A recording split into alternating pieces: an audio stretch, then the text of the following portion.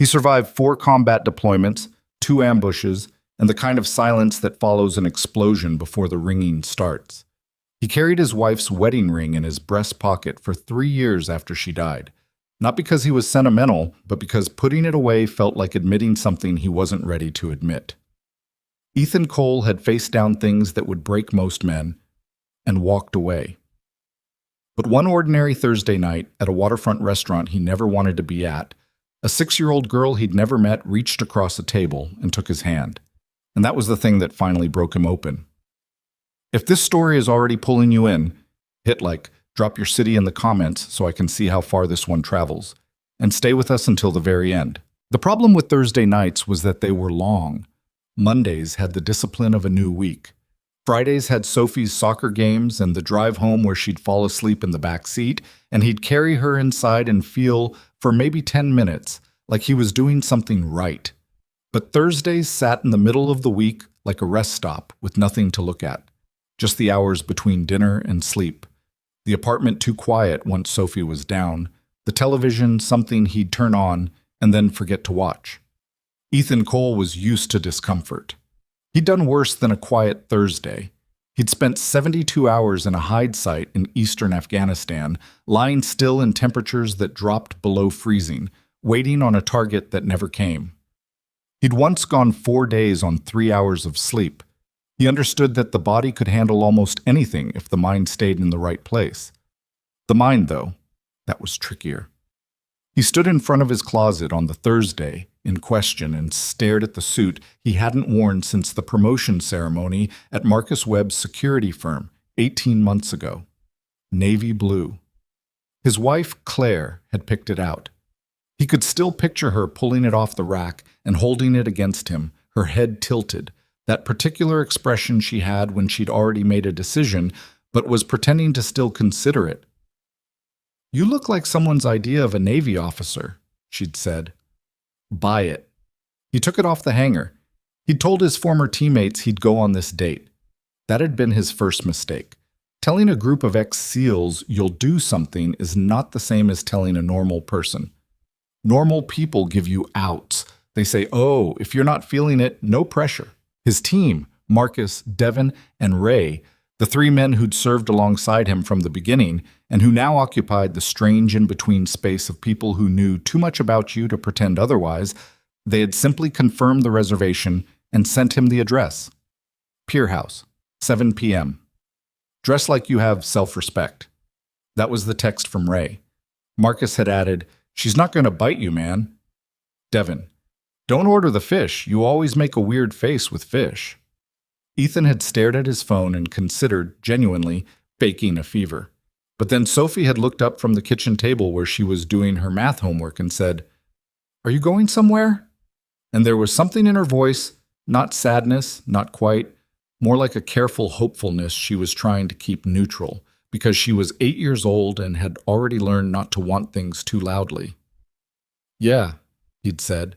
"Your Uncle Marcus set something up. It's dinner." "With a lady?"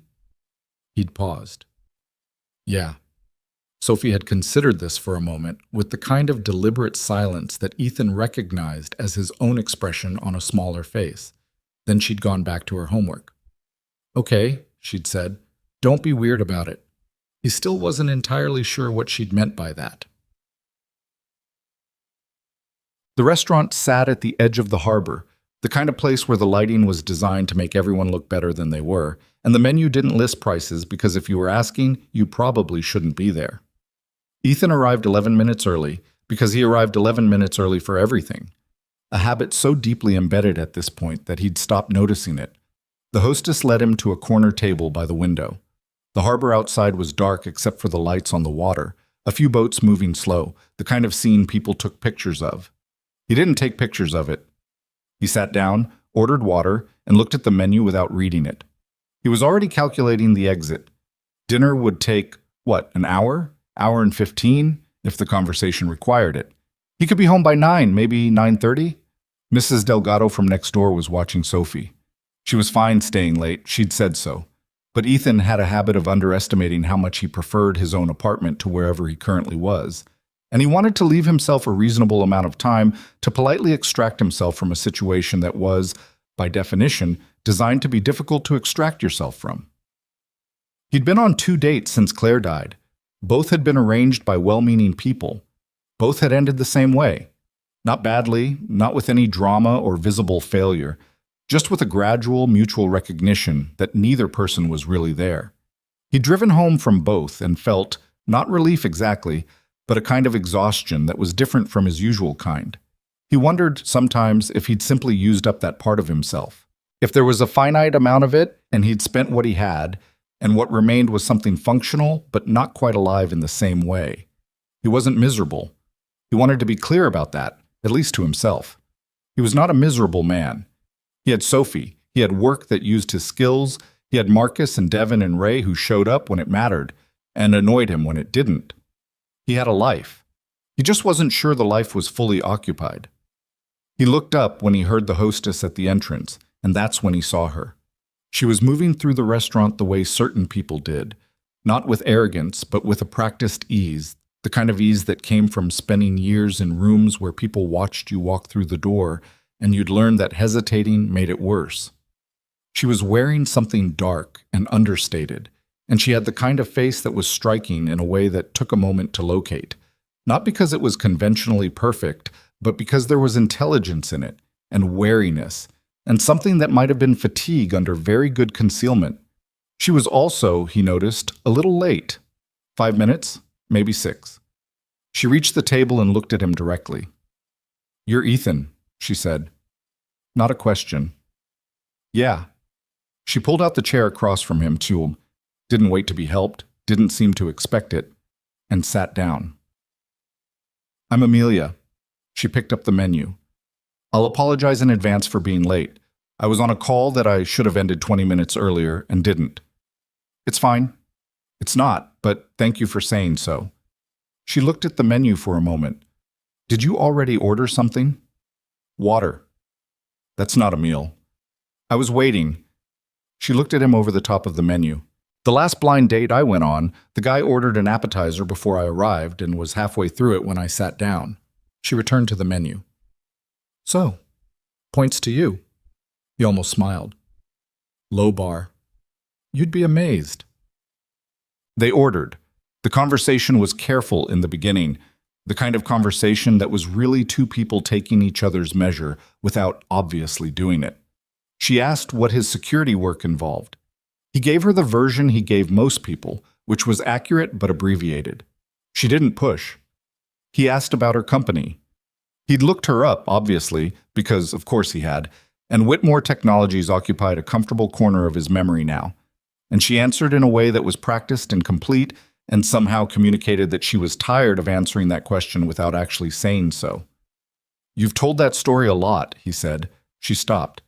"Is it that obvious?" "You said from the ground up before I finished asking the question, like you already knew where I was going." She set her fork down. "Most people ask the same 3 questions. How did you start it? How big is it now? And was it hard being a woman in tech?" She paused. "Was that going to be your 4th? "No." "What was?" He thought about it. "I was going to ask if you liked it." She looked at him. "The company?" "Yeah." The question seemed to land differently than she expected. She was quiet for a moment. Not uncomfortable quiet. More like she was actually considering the answer instead of reaching for the automatic one. "Some days," she said finally. "Some days I like it very much. Some days I think I built something that requires more of me than I have available." She picked up her wine glass. "That's a strange thing to admit to a stranger." "You don't have to admit anything." "No, but..." She looked out at the harbor for a second. "You asked like you actually wanted to know. Most people ask like they want the highlight reel." Ethan understood that. The highlight reel. Marcus called it the diplomatic version. The story you told that was technically true, but organized to avoid the parts that were complicated. He had his own version of it. The SEAL background, the transition to private security, the single father piece slipped in naturally like a detail, and not the center of gravity it actually was. He told her about Claire the way he told almost no one about Claire. Not the whole story, not the grief part, but the practical reality of it. That Sophie was 8, that she'd been 5 when her mother died, that he'd spent 3 years figuring out how to be enough of both parents, that Sophie didn't feel the gap too sharply. "Does it work?" Amelia asked. "Some days." She smiled at that, small, real. Some days seems to be our answer to a lot of things. Honest answer. "Yes," she said. "It is." Now, that was when the evening changed. The change came in the form of Amelia's phone buzzing on the table. She'd kept it face down, which he'd noted, and she flipped it over and something shifted in her expression.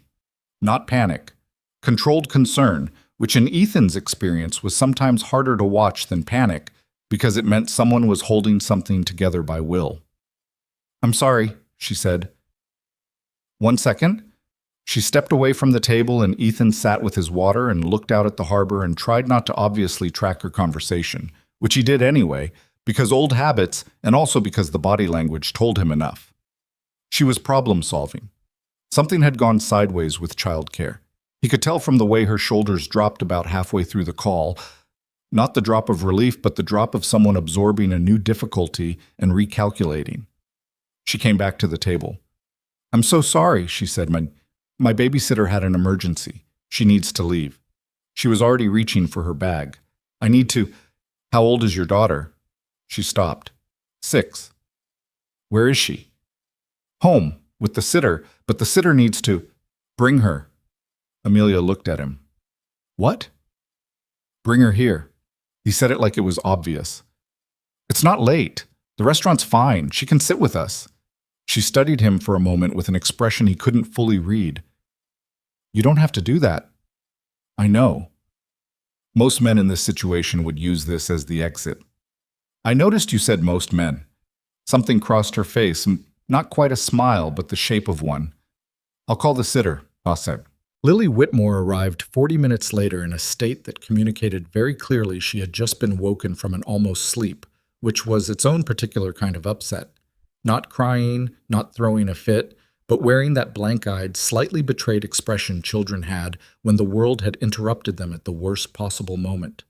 She was wearing a sweatshirt with a small rabbit on it, and she was carrying a stuffed elephant by one worn ear.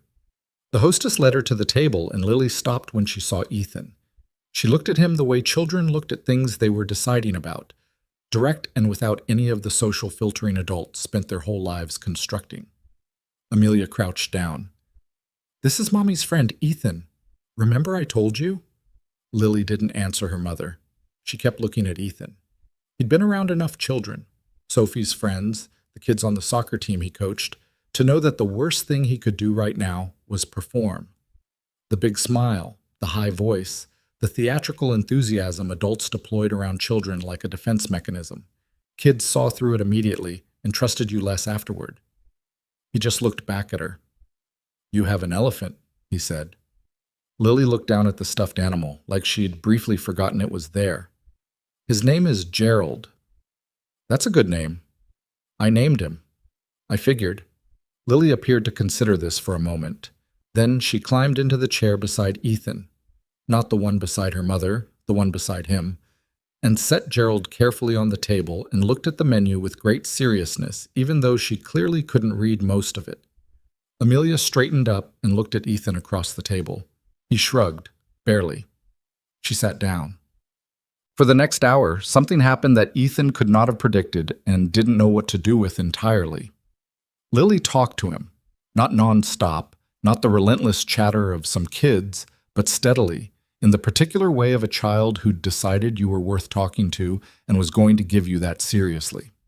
She told him about her preschool class and a girl named Priya, who was her best friend except when she wasn't.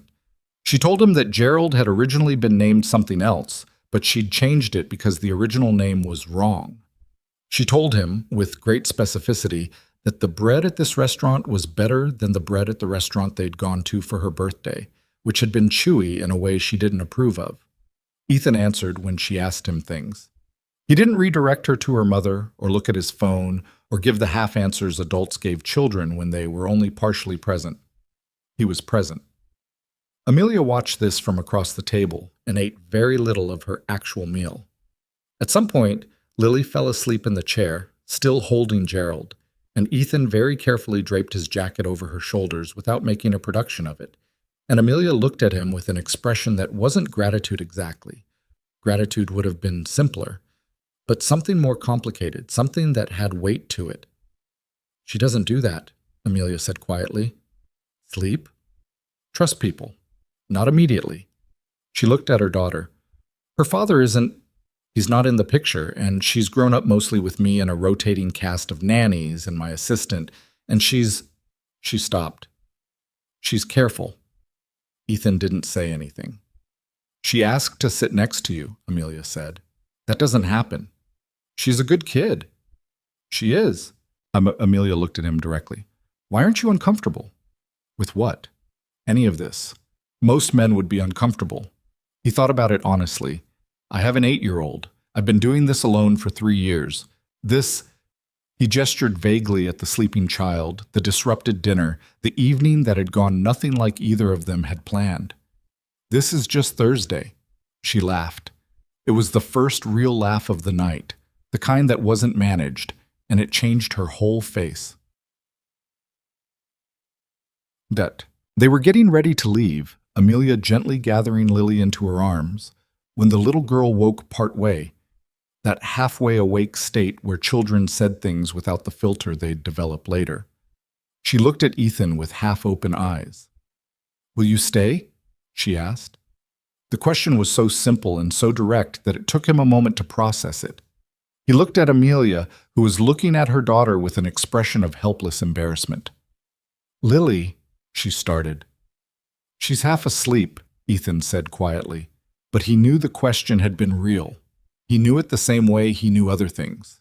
Not through analysis, but through the part of him that had spent years reading situations, reading people, knowing when something meant what it said. He looked at the little girl and said, the only honest thing available to him, "I'll see you again." Lily seemed to find that acceptable. Her eyes closed. Amelia carried her toward the door, and Ethan held it open, and they stood for a moment on the sidewalk outside the restaurant, with the harbor behind them and the night air cold and clean off the water. "I'm sorry about the chaos," Amelia said. "Don't be." She shifted Lily's weight in her arms. "This wasn't what I expected." "No. I don't mean that badly. I know." She looked at him for a moment. The practiced composure was still there, but it was thinner at the edges, like something that had been doing a lot of work tonight and was tired. "Good night, Ethan," she said. "Good night." He watched her car pull away and stood on the sidewalk for another minute before walking to his own vehicle. He sat in the driver's seat without starting the engine. "Will you stay?" He hadn't been able to answer a 6-year-old's question in a restaurant without feeling the ground shift under him. He didn't know what that meant. He wasn't sure he wanted to know yet.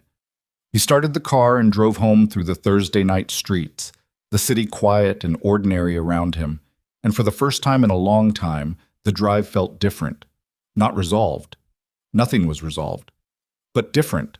Like a frequency he'd stopped being able to hear had come back, barely, at the edge of range. He pulled into his parking space, sat for another moment. Then he went inside to check on his daughter. He didn't text her first. That wasn't a strategy. Ethan wasn't the kind of man who thought in strategies when it came to personal things. He left that approach in the field, where it belonged. He just didn't text her first because he wasn't sure what he would say, and he'd learned a long time ago that sending words before you knew what you meant by them was how you created problems you then had to manage. So he went back to his life. The early mornings, Sophie's school drop-off, the security work that required his body to be present even when his mind was somewhere else, the Thursday nights that were still long. He thought about the evening more than he expected to. Not obsessively, not with any particular urgency, just the way certain things resurfaced when you weren't actively thinking about anything else. In the car between jobs, standing in the kitchen waiting for coffee, watching Sophie work through a math problem at the kitchen table with her tongue pressed slightly to her lower lip. A habit so exactly like Claire's that it sometimes stopped him cold in a way he'd learned to absorb without letting it show. He thought about Lily mostly. That was the honest accounting of it. He thought about Amelia, too. The laugh that changed her face, the careful way she watched everything while appearing to watch nothing, the practiced composure that he recognized as a particular kind of armor because he wore a version of it himself. But the image that kept returning, the one he couldn't quite set down, was a half-awake 6-year-old looking at him with the guileless directness of someone who hadn't yet learned to disguise what she wanted. "Will you stay?" He told her he'd see her again. He wasn't a man who said things he didn't mean, which meant he was now obligated by his own word to figure out how. On the 4th day, Amelia texted him. It was a short message. No preamble, no social cushioning. "Lily asked about you this morning, twice. I'm not sure what to do with that information, but it seemed wrong not to tell you." He read it standing in the parking lot of a commercial building where he was doing a security assessment. He read it twice. Then he typed back, "She's hard to forget." A pause. Then, "Yes, she is." Another pause, longer. Then, "I'd ask if you wanted to get coffee sometime, but I'm aware that the last time I suggested we meet, it turned into a 3-hour event involving a sleeping child and a borrowed jacket I still have." He looked at that for a moment. "Keep the jacket," he typed. "Coffee works." Coffee turned into 3 coffees over 2 weeks, which was not something either of them planned, but which happened the way these things happened when 2 people were both trying to be careful, and careful kept getting in the way of leaving. The first one was at a place near her office building downtown, her suggestion, her territory, which he understood was deliberate. She arrived with her phone in her hand and an apology about being 3 minutes late, and he told her 3 minutes didn't register, and she told him she was aware most people would agree with him, and she still found it difficult to accept. That was how he started to understand Amelia Whitmore. Not the version of her that existed in business profiles and the occasional piece she'd done for industry publications. The controlled, articulate, formidably competent version that was entirely real but not entirely complete. The actual person was that version plus the things she didn't lead with. The way she got quieter when she was genuinely bothered by something, as opposed to the particular stillness she deployed when she needed people to think she was unbothered. The fact that she took her coffee black but always bought the good beans, which he found out when she mentioned it like a confession, like she was aware it was a small vanity and didn't know whether to be embarrassed about it. The way she talked about Lily, not constantly, not the way some parents work their children into every conversation as a kind of credential, but with a specific, unguarded warmth that appeared without warning and was gone before she seemed to realize she'd let it out. "She asked if you had a dog," Amelia said during the second coffee. "I told her I didn't know." "No dog. Sophie wants one. We're in negotiation." "How long have you been negotiating?" 8 months. Amelia wrapped both hands around her cup. "Who's winning?" "She's winning. I just haven't admitted it yet." "Why not?" He considered it honestly. "Because once she has the dog, she'll stop negotiating for it and start negotiating for the next thing. I'm holding the line as long as I can." Amelia looked at him with an expression that was close to amusement, but had something more complicated underneath it. "That's either very smart or very stubborn." "Both, probably." "Yes," she said, "probably." During the third coffee, he told her more about Claire. Not everything. He didn't have an everything that he gave anyone, not even Marcus, who'd known him for 15 years and had carried him out of a bad situation in a country he still didn't talk about freely. But he told Amelia about Claire the way you told someone things when you'd been watching them be honest with you, and it started to feel dishonest not to reciprocate. He told her that Claire had been a teacher, middle school science, that she'd been funny in a dry way that had taken him 6 months to fully register, that she'd died of an aneurysm on an ordinary Tuesday morning while Sophie was at school and Ethan was on a contract overseas, and that the worst part, the part he'd never fully processed, was that he'd been in an operations briefing when it happened, and he'd sat there not knowing for 6 hours before the call came through. Amelia didn't say she was sorry. He appreciated that more than she knew. He'd had 3 years of people saying they were sorry, and it was never the wrong thing to say. It was kind. It was what you were supposed to say. But it also always ended the sentence in a way that made it difficult to keep talking. She just listened, and when he was done, she said, 6 hours. "Yeah? That's its own thing, carrying that." "It is." She looked at her coffee for a moment. Lily's father left when she was 18 months old. He didn't leave dramatically. He just Gradually became less present, and then one day he wasn't present at all. No fight, no explanation that made real sense, no moment I could point to and say that's when it ended. He just stopped choosing us. She said it flatly, not like it didn't still cost her something, but like she'd looked at the cost enough times to quote it accurately. I think the gradual kind is its own thing too. It is, he said. They looked at each other across the small table, two people who'd been through different versions of the same absence, and didn't say anything else about it for a while. They didn't need to. He suggested after the third coffee that Sophie and Lily meet. He'd thought about it longer than felt rational. He turned it over from every angle the way he approached problems that mattered, the ones where the wrong move had consequences that lasted. Sophie was 8. She was resilient, more resilient than he sometimes remembered, because resilience in children had a way of masking itself as ordinary, as just the way a child was, and you forgot how much work it was. But she was also perceptive in the way children were when they'd learned to read adults carefully, and she had an 8-year-old's completely unapologetic instincts about people.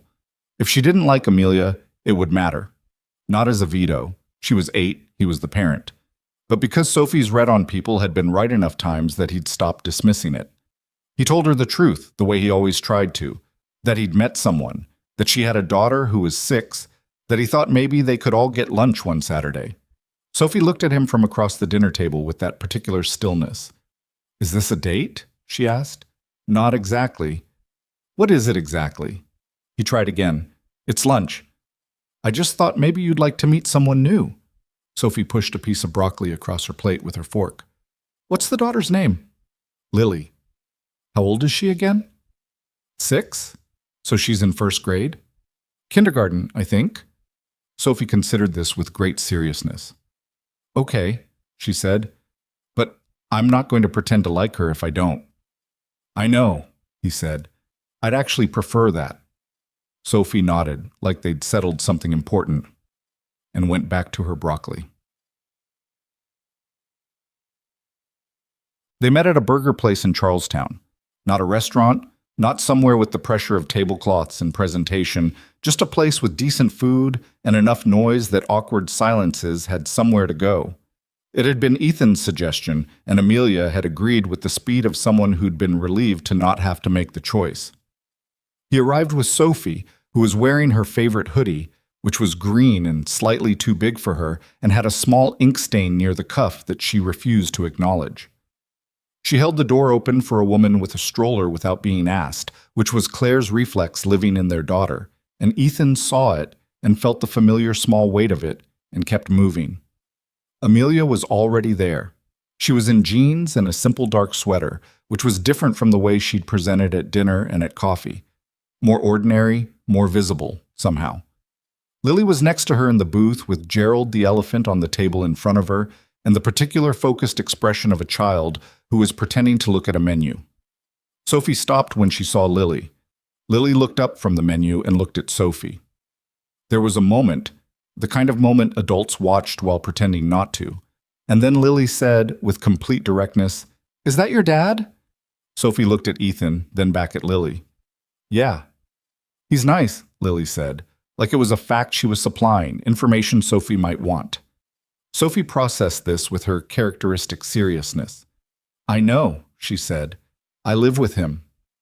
And then she slid into the booth across from Lily and picked up a menu and said, "What's good here?"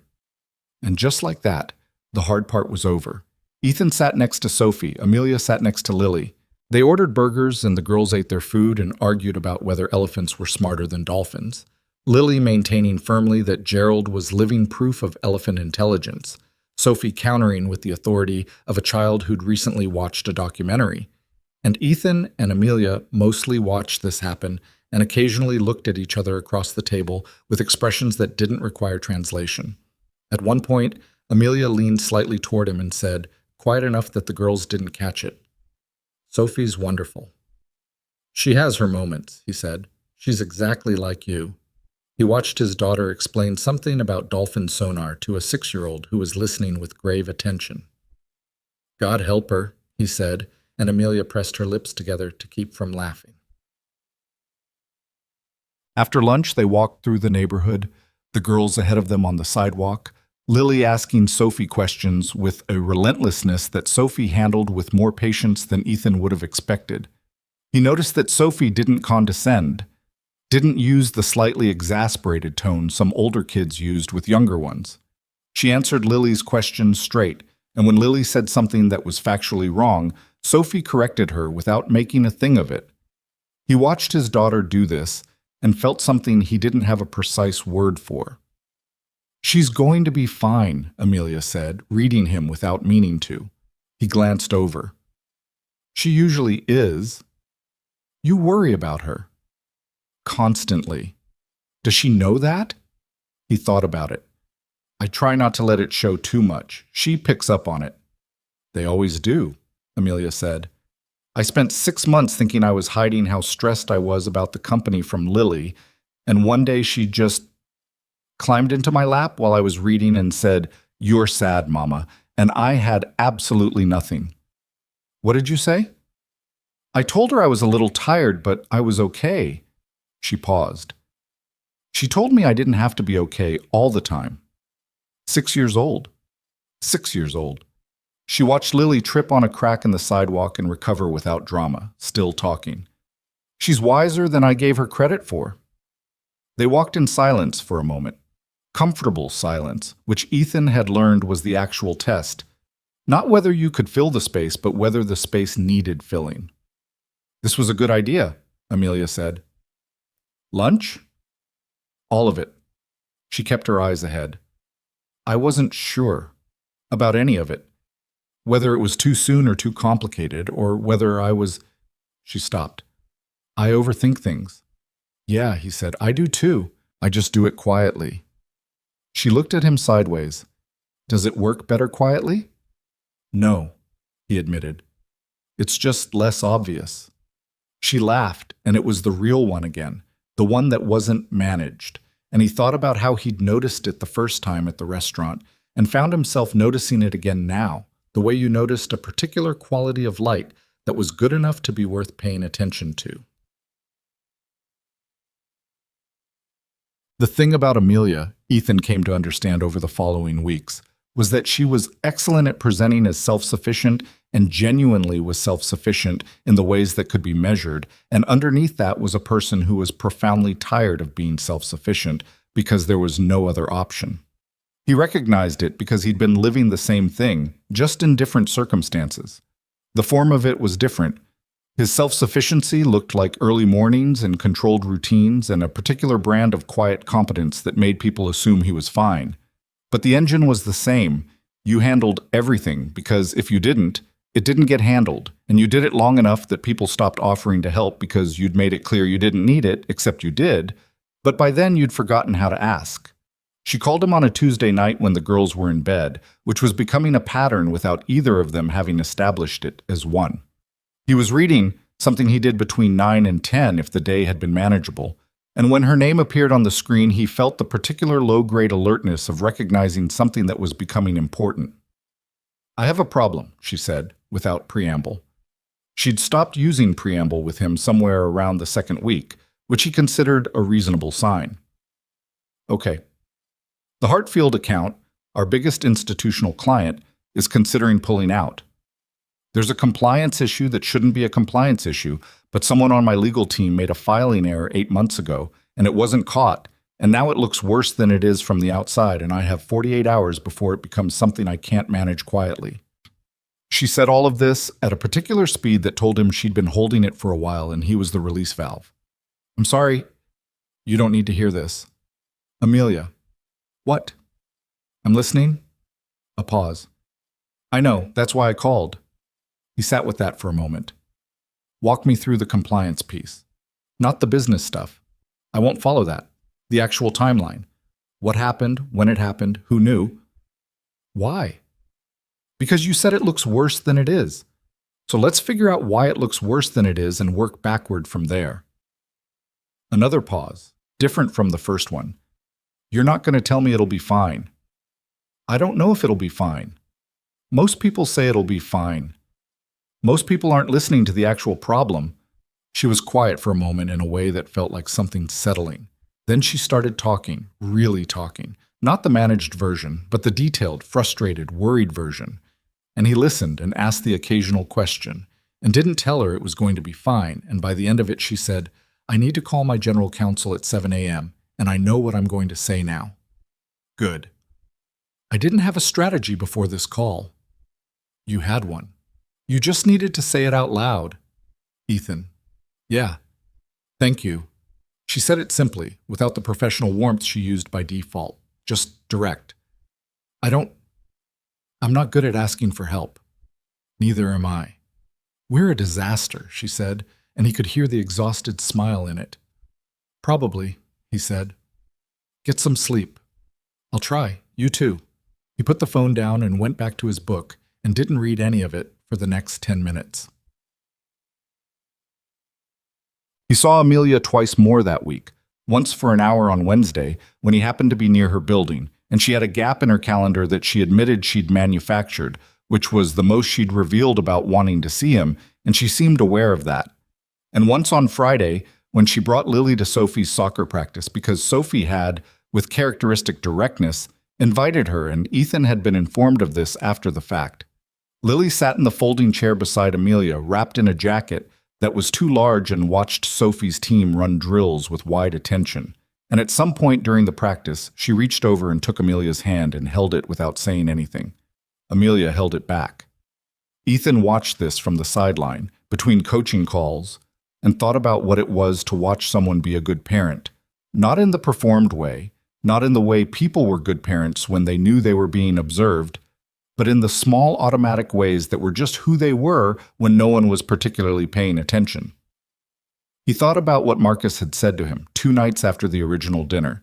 They'd been at Marcus's place, the 3 of them, Marcus, Devin, Ray, the kind of evening that started as dinner and became something longer without anyone planning it. The way those evenings did when you'd known people long enough that you didn't need an agenda. Devin had asked how it went. Ethan had given the basic version. Ray had listened with the particular focus he had when he was about to say something true. "You're going to try to talk yourself out of it," Ray had said. Ethan had looked at him. "Out of what?" "Whatever this is, you're going to find reasons." Ray had set down his drink. "You always do. You find reasons something's too complicated, or the timing's wrong, or you've got too much going on. You've been doing it for 2 years. I have Sophie to think about." "I know you do. I also know you use that sometimes when it's not really about Sophie." The table had gotten quiet in the way it got quiet when Ray said something that no one wanted to disagree with because it was accurate. Ethan hadn't said anything. "She's a 6-year-old who asked you to stay," Marcus had said, gentler. "That means something." "She's 6. She asks her stuffed elephant things." "She asked you," Ray said. He hadn't responded to that either, but he'd thought about it every day since. On a Saturday morning, 3 weeks after the lunch in Charlestown, the 4 of them were at a farmer's market near the waterfront because Sophie had wanted to go, and Amelia had mentioned she went sometimes, and somehow the information had organized itself into a plan. It was a good morning, clear and cold in the way late autumn mornings were, and the girls were ahead of them again. This had become their default configuration, the girls in front, the adults behind, a geography that seemed to satisfy everyone. And Lily was holding Sophie's hand, which Sophie was permitting with the benevolent tolerance of an older child being claimed by a younger one and finding it more acceptable than she'd expected. Ethan and Amelia walked at the pace the girls set, which was slow and investigative, stopping at everything that caught Lily's eye, which was most things. "She's going to ask for a dog," Amelia said, watching Lily crouch down to look at a border collie tied to a market post. "Sophie already did." "And?" "I told you, we're still negotiating." Amelia smiled. "I think Sophie might be your better opponent." "She absolutely is." Lily looked up from the dog and called back, "Mama, can we get a dog?" with the unanswerable confidence of a child who'd identified something she wanted. Amelia called back, "We'll talk about it," which was the parent answer that meant no but committed to nothing. Sophie, standing next to Lily, looked back at Ethan with an expression of pure solidarity. He gave her a small nod. She accepted it gravely. They kept walking. At some point, not a significant point, just a point in the morning when the path narrowed between market stalls and the crowd thickened. Amelia's shoulder pressed briefly against his, and neither of them moved apart. And they walked like that for a while through the stalls in the thin winter sunlight, not making anything of it, not naming it, just walking. It wasn't a plan. It wasn't a strategy. It was just the morning, and the girls ahead of them arguing gently about which apples were better, and the cold air, and the market noise, and the fact of being next to someone whose shoulder was warm against his. He didn't try to talk himself out of it. Not right then.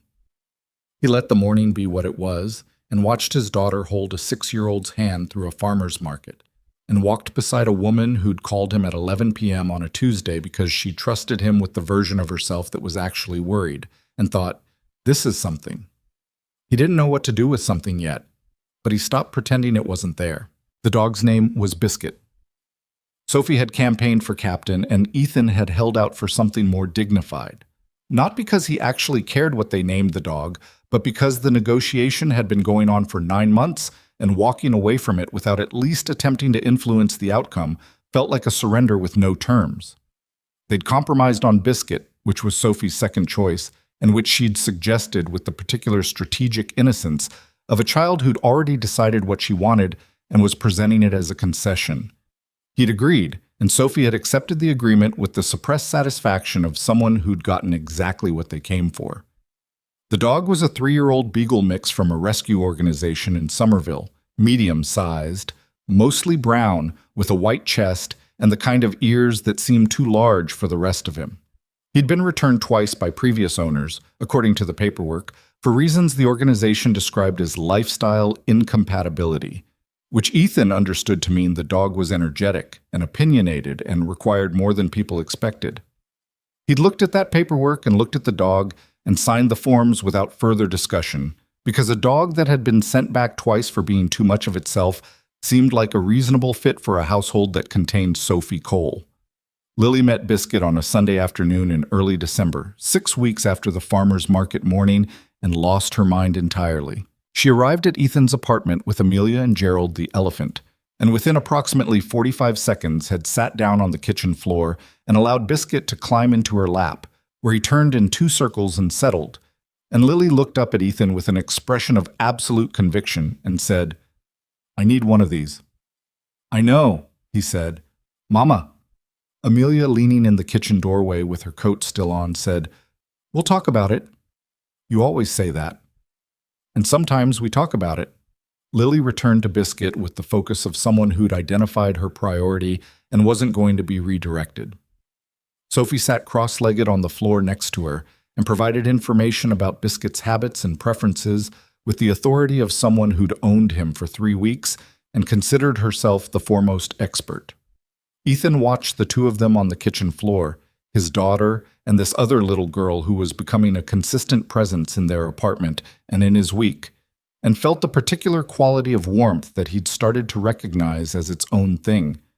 Not happiness exactly, which was too simple a word, but something closer to recognition, like coming across a room you'd been in before and realizing you'd thought about it more than you knew. Amelia came to stand next to him. They watched the girls together. "She's going to be impossible about the dog," Amelia said. "Sophie was impossible for 9 months. And you held out." "Barely." Amelia smiled at the side of his face. He could feel it without looking. "She's good with Lily," she said. "Really good. She treats her like a person, not like a little kid she has to manage. Sophie's never had much patience for managing people. She gets that from you." He looked over. "Is that a compliment?" "I haven't decided yet." He turned back to the girls. Lily was now explaining something to Biscuit at length, her face very close to his, the dog listening with what appeared to be genuine interest. Sophie was watching this with the expression she had when she found something both slightly ridiculous and entirely acceptable. The afternoon moved the way good afternoons did, slowly, without agenda, the kind of time that didn't feel wasted because it wasn't aimed at anything. They ordered pizza because Sophie asked, and Lily seconded the motion with enthusiasm. They ate on the living room floor because Lily wanted to stay near Biscuit, who was not allowed on the furniture but had developed a talent for making his presence felt at floor level by resting his chin on knees with devastating effect. Amelia ate 2 slices and argued gently with Sophie about whether pineapple belonged on pizza. Sophie said no with the certainty of someone who'd thought it through. Amelia said yes with the cheerful stubbornness of someone who enjoyed a low-stakes disagreement. And Ethan stayed out of it because both of them were right, depending on your position, and he'd learned that some arguments were more enjoyable to watch than participate in. Later, after Lily had fallen asleep on the couch with Biscuit at her feet, and Sophie had disappeared into her room with the particular teenage-adjacent energy of an 8-year-old who'd decided the evening was done, Ethan and Amelia sat at the kitchen table with the remains of the pizza and the comfortable quiet that had become familiar between them. "She trusts you," Amelia said. He knew she meant Lily. "She's easy to be around." "She's really not, actually. She's a lot." Amelia looked toward the living room. "She has opinions about everything, and she doesn't filter them, and she attaches to things very quickly and then falls apart when they go away." She paused. "She was wrecked for a week when her preschool teacher left at the end of last year. Wouldn't talk about it, just sad in that quiet way that's harder to help than the loud way." Ethan thought about Sophie after Claire died, the way his daughter had been perfectly functional for 2 weeks. Ate her meals, went to school, slept through the night, and then one afternoon had simply sat down in the middle of the kitchen and cried for an hour straight, like her body had held it until it couldn't anymore. He'd sat on the floor with her and not said anything because there was nothing to say, and he'd understood, even then, that what she needed was for him to be there and be steady and not try to fix something that couldn't be fixed. "The quiet sad is harder," he said. "You've seen it." "Yeah." Amelia looked at him for a moment. "She's going to miss you if this—" She stopped, started again. "I'm not saying this as pressure. I'm saying it because you should know. She's already counting on you in a way she doesn't with most people, and she's 6, and she doesn't have the capacity to protect herself from that. I know." "So," she held his eyes. I needed to say it out loud. "I know," he said again, and then, because it was true and she deserved the full weight of it. "I'm not going anywhere, Amelia." She looked at him for a long moment. The wariness she carried, that permanent low-level caution, the residue of years of watching people subtract themselves from her life, was visible in a way she usually didn't let it be. Then she said simply, "Okay, just okay." But she meant it, and he heard her mean it, and that was enough for right now. December moved into itself with the particular momentum of a month that had too many obligations and not enough hours. Amelia's company entered what she described as the brutal quarter, which Ethan understood to mean that the compliance issue from earlier in the fall had been contained but not resolved, and the institutional investors who'd been watching were still watching, and her board had scheduled a January review that required the kind of preparation that took everything she had. He saw the pressure build in her the same way he'd seen it that first night, the subtle withdrawal, the conversations that were present but slightly thinner, the Tuesday calls that came later and shorter than they had in November. He didn't push. He understood what it was to have a season of work that required you to go somewhere internal that didn't leave much available for anything else. He'd had those deployments, not the physically dangerous ones, but the long, grinding ones where the operational tempo just didn't let up, and you came home depleted in a way that sleep alone didn't fix. What he did was stay consistent. He texted her in the mornings, nothing that required a response, just the kind of presence that said, "I'm here, no pressure." He picked Lily up from school twice when Amelia was trapped in back-to-back meetings, which had started as a one-time favor and had quietly become something Lily expected, which he knew because the second time he arrived at the school pickup line, she came running out and said, "I knew you'd come," with such complete confidence that the teacher who handed her off gave him a look that he chose not to analyze. He helped Lily with a school project on a Wednesday evening, something about animals and habitats, construction paper and markers, the specific creative chaos of a 6-year-old who had strong ideas and limited fine motor control. Amelia was on a call in the bedroom. Lily sat at his kitchen table with Sophie occasionally drifting in to offer unsolicited creative opinions, and they built something that was supposed to be a rainforest and turned into something that Ethan could only describe as impressionistic. And Lily looked at the finished product with deep satisfaction and said, "It's perfect." Sophie, leaning over to look at it, said, The toucan has 3 legs. He's different, Lily said without defensiveness. Okay, Sophie said, and wandered back to her room. When Amelia emerged from her call, Lily led her immediately to the kitchen table to inspect the project. Amelia crouched down and looked at it with appropriate seriousness and said, "The toucan is very unique." "Ethan helped," Lily said, "but I did most of it." Amelia looked up at Ethan over Lily's head. He raised his hand slightly. Most of it was a relative term. Amelia looked like she was going to say something and then didn't. She just looked at him for a moment with an expression that didn't have a clean name, something that was gratitude and exhaustion, and something else underneath both of those. And then she helped Lily put the project carefully in her backpack so it wouldn't get bent. The board review happened in the second week of January. He knew it was coming because she'd mentioned it obliquely as the thing she was working toward. She didn't give him details, partly because the details were confidential, and partly, he understood, because she'd been managing her professional vulnerabilities alone for so long that sharing them felt like a different kind of risk than sharing the personal ones. The professional self and the private self had separate security systems, and even now, even with what had developed between them, she didn't always know how to open both at once. He texted her the morning of the review. "You've done the work. Trust that." She replied 40 minutes later, which meant she'd been in prep meetings. "I hate that you're right." He didn't hear from her for the rest of the day. That night, at 9:30, she called. "It went okay," she said before he could ask. "Better than okay? There are still conditions on the Hartfield account. They want a quarterly review for the next 6 months, but they're not pulling out, and the board backed the remediation plan." She sounded tired in a specific way, not depleted but wrung out, like someone who'd been braced for impact and had to recalibrate when the impact was manageable. "Good." "I was scared," she said, and the simplicity of it surprised him. Not because she didn't feel fear, but because she named it that directly, without dressing it up. "I was genuinely scared that I was going to lose it. The company, what I'd built." "But you didn't." "No." A pause. "But the fear was real. I tend to behave like the fear isn't real. Like if I just keep moving, it won't catch me." She stopped. "I'm very tired." "I know. Can I just—" She stopped again. "Can I just talk to you for a while? Not about the company. Anything else?" "Yeah," he said. "Tell me about Lily's week." And she laughed. Not the big real laugh, but a small one, exhausted and genuine. And she talked about Lily's week, and he listened, and they stayed on the phone for an hour. And somewhere in the middle of it, the quality of her voice changed from wrung out to something softer. And when they finally said goodnight, she said, "I don't know how I did this before." And he didn't ask what she meant because he knew. What he didn't know, what he hadn't anticipated, was the call from Marcus Webb in the third week of January.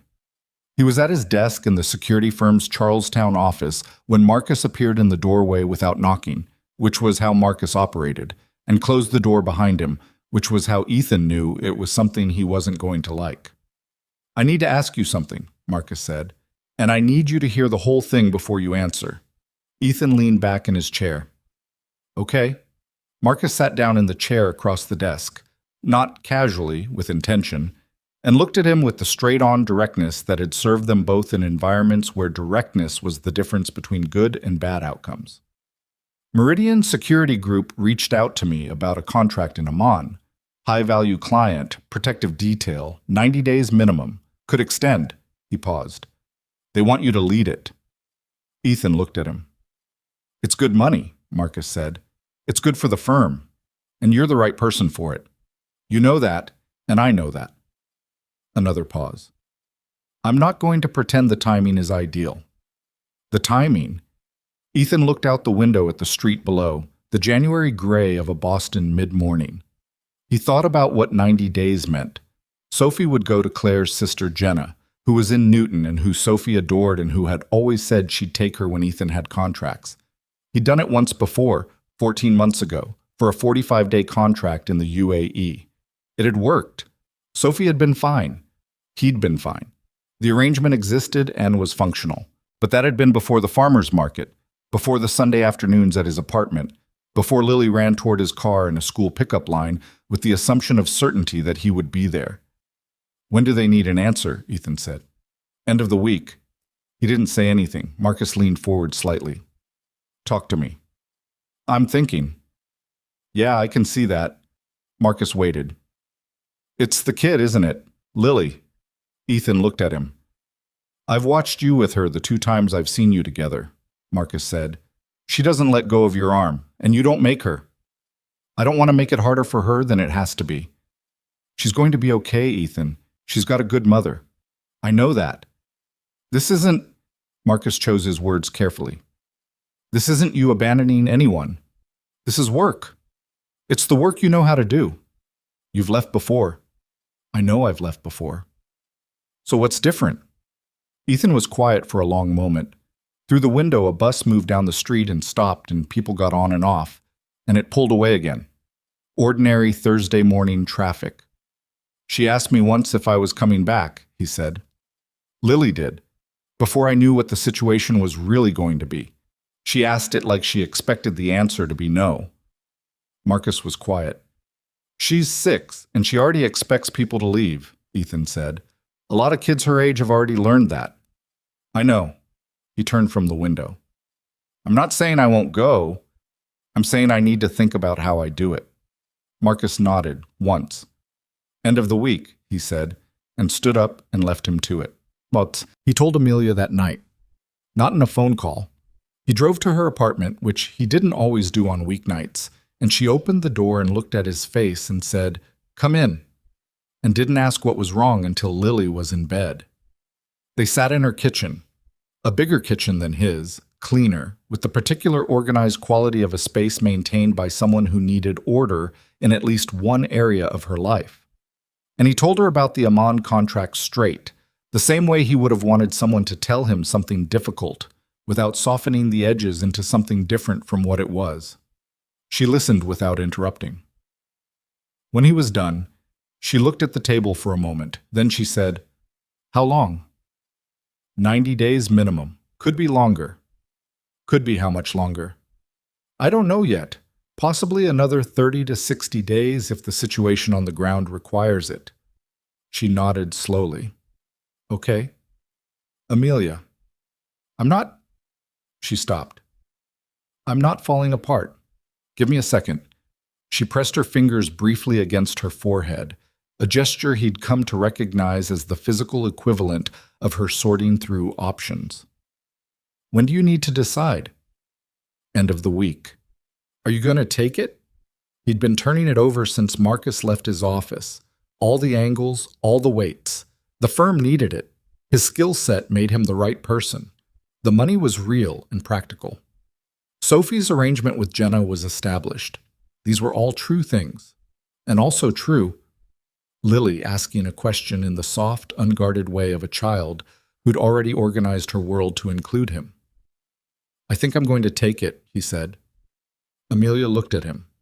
The wariness was there, that old residue of being left without warning, but she didn't let it drive. He watched her make the choice not to let it drive. "Okay," she said again. "I need to talk to Lily." Her eyes stayed on his. "You don't have to do that." "I want to." "She's going to..." She stopped. "She's going to have feelings about it." "I know.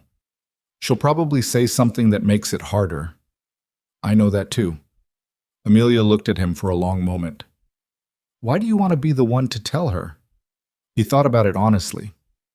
"Because she should hear it from me. Not secondhand, not in the version where she just notices I'm not there anymore and figures it out." He paused. "She deserves a straight answer from the person who's going."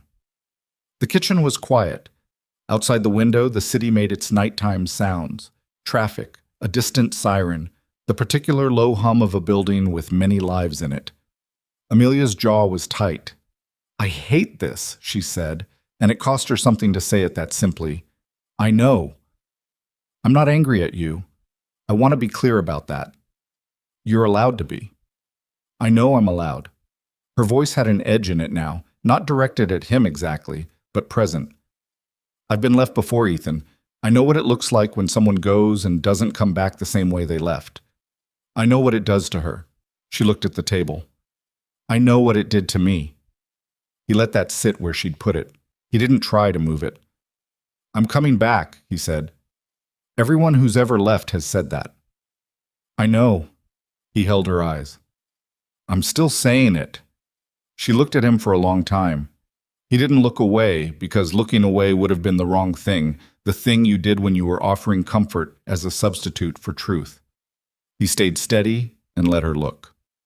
Okay, she said, for the third time that evening. And this time it had weight to it, the specific weight of a person who was choosing to believe something they'd been burned by before and was doing it anyway, clear-eyed, without pretending it was easy. He told Lily on a Saturday morning. He'd thought about where and how, not a production that would make it bigger and stranger than it needed to be, just honestly, plainly, in a way that treated her like someone who could handle real information even if the real information was hard. He picked her up with Sophie for what they'd established as a Saturday morning tradition, the diner 3 blocks from Ethan's apartment, the one with the good pancakes and the waitress named Dorothy who called everyone honey without irony and always brought Lily extra syrup without being asked. Sophie sat next to Lily in the booth, which was their usual arrangement, and they ordered and Dorothy brought the syrup, and when Lily was settled and eating, Ethan said her name in the particular way he'd found worked with her. Not sharp, not soft, just level. She looked up. I need to tell you something, he said. Sophie, to his left, got very still in the way she did when she knew something was coming. She'd known about the contract since Thursday. She'd been quiet about it in the way that meant she was processing, which was her method, and he'd given her the space for it. I have to go away for a while, Ethan said. For work. It's going to be a few months. Lily looked at him. She had syrup on her chin. How many months? At least 3. Maybe a little more. She was quiet for a moment. He watched her process it, watched the small face go through something, not a meltdown, not the surface kind of upset, but the deeper kind, the kind that went somewhere internal before it came out. Are you coming back? She asked. It was the same question she'd asked before, months ago, and it landed the same way. Not like a child's fear exactly, but like something older than her age, something she'd learned to ask because she'd needed to and hadn't always gotten a good answer. He didn't give her a promise he couldn't guarantee. He'd thought about this too. The reflexive "of course I'm coming back" that would soothe her right now, and then sit between them as a thing that might or might not be true, depending on factors he didn't control, because that was the reality of the work. He didn't say that. He said, I'm going to do everything I can to get home. Lily looked at him for a long moment. That's not the same as yes. No, he said, it's not. She considered this with a seriousness that shouldn't have fit a 6-year-old's face, and somehow did.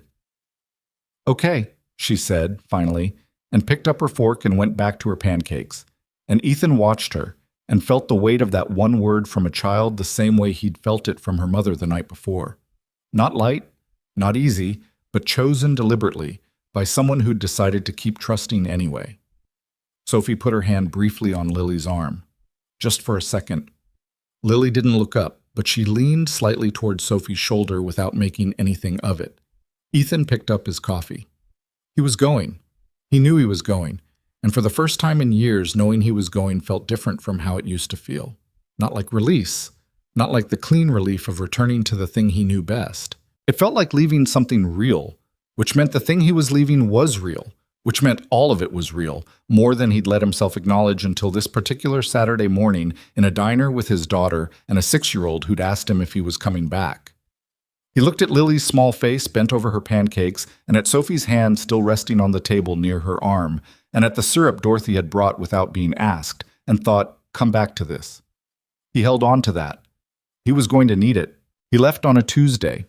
The flight was early, 5:40 a.m. out of Logan, connecting through Frankfurt, landing in Amman sometime Wednesday local time after a travel day that would erase most of Tuesday from the calendar entirely. He'd packed the night before with the efficiency of someone who'd done it enough times that the muscle memory handled most of it, the deliberate minimalism of a go-bag that contained exactly what was necessary and nothing that wasn't. Sophie's school photo went in the front pocket of his carry-on, same as always. He added one thing he hadn't packed before. A drawing Lily had made the previous Saturday, colored markers on construction paper. A picture that was supposed to be the four of them, him, Sophie, Lily, and Biscuit, rendered in the specific visual logic of a 6-year-old, all large heads and small bodies, and Biscuit depicted as roughly the size of a pony. She'd written his name at the bottom in careful block letters, the H slightly backwards. He folded it and put it behind Sophie's photo. Jenna picked Sophie up at 6:30 the evening before. Sophie had hugged him at the door with the particular fierceness she deployed when she was trying not to make a thing of something. Her arms around his waist, her face pressed briefly against his chest. And then she'd stepped back and adjusted her backpack and said, "Text me when you land," with the composure of someone who'd been through this and had developed a method for it. "I will," he said. And not just a thumbs up, actual words. Actual words. She'd looked at him for a moment, that still, reading look, and nodded once and climbed into Jenna's car. He stood in the doorway until the taillights disappeared. Amelia had come by at 8. She'd put Lily to bed first. She'd told him this in a text. Lily's down, coming now. And she arrived at his apartment in her coat with her hair slightly wind-messed from the parking lot.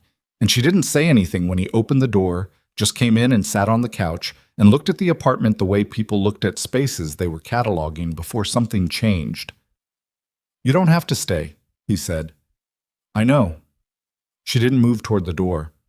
He sat on the couch beside her, not close, the ordinary distance of two people sitting on a couch, and they stayed like that for a while in the particular quiet of late evening in an apartment that was about to be empty. "She put Gerald in your bag," Amelia said. He looked at her. "What?" "Lily, this afternoon when you weren't looking. She put Gerald in your duffel." She paused. "I saw her do it, and I didn't stop her." He thought about that.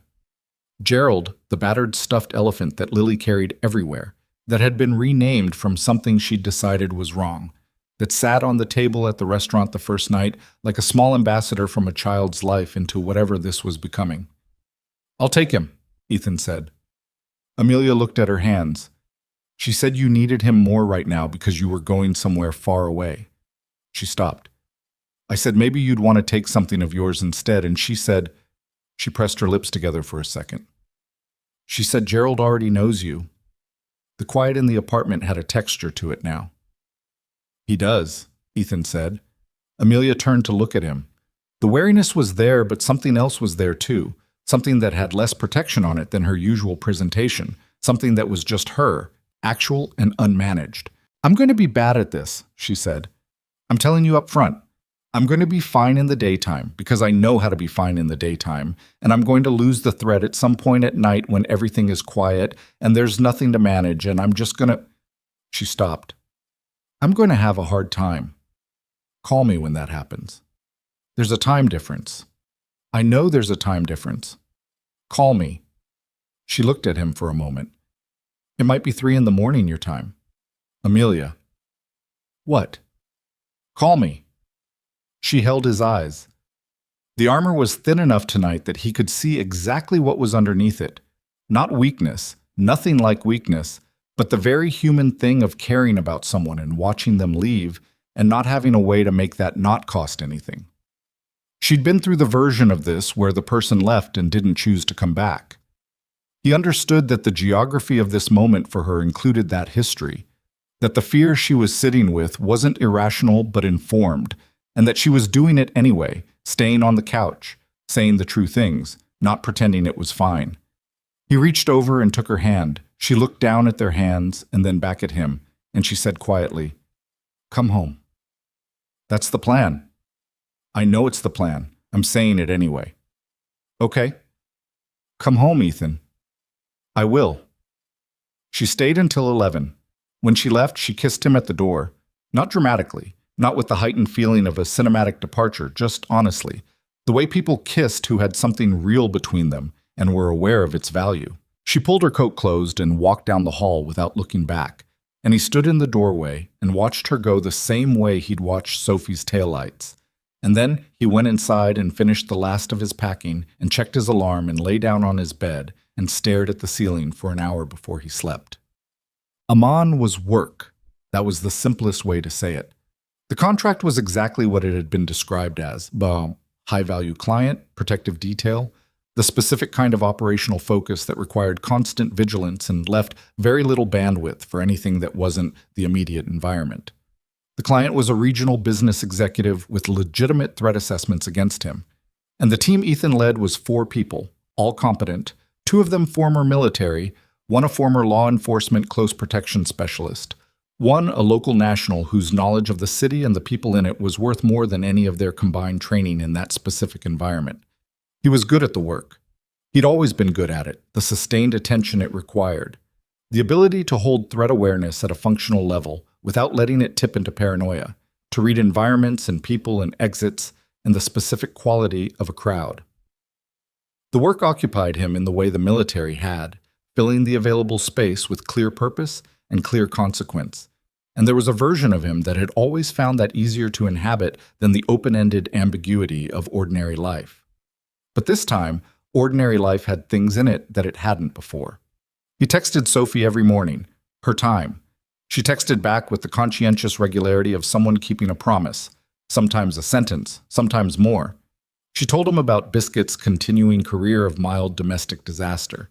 He'd eaten an entire sock, apparently, and had shown no remorse, and about a school project on ecosystems that she was completing with an intensity that suggested she'd developed opinions about biomes. She told him Lily had come over to Jenna's once with Amelia, and that they'd watched a movie together, and that Lily had asked Sophie to please make sure Ethan knew she wanted Gerald back when he was done needing him, but not to rush.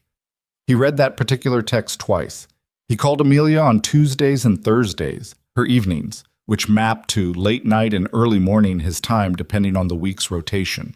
She answered with the matter-of-fact warmth she'd developed for their calls, that particular tone that was different from her professional voice and different from the tightly managed social voice and was just her, talking to him, being tired or worried or occasionally funny about something Lily had said or done that day. She didn't fall apart. He hadn't expected her to. She was too competent and too stubborn for that. But she'd warned him she'd have a hard time, and he'd taken that seriously. What he observed through the phone was a woman managing a lot of things very well and feeling the absence of one specific thing that she'd begun to depend on without fully realizing it until it was several time zones away.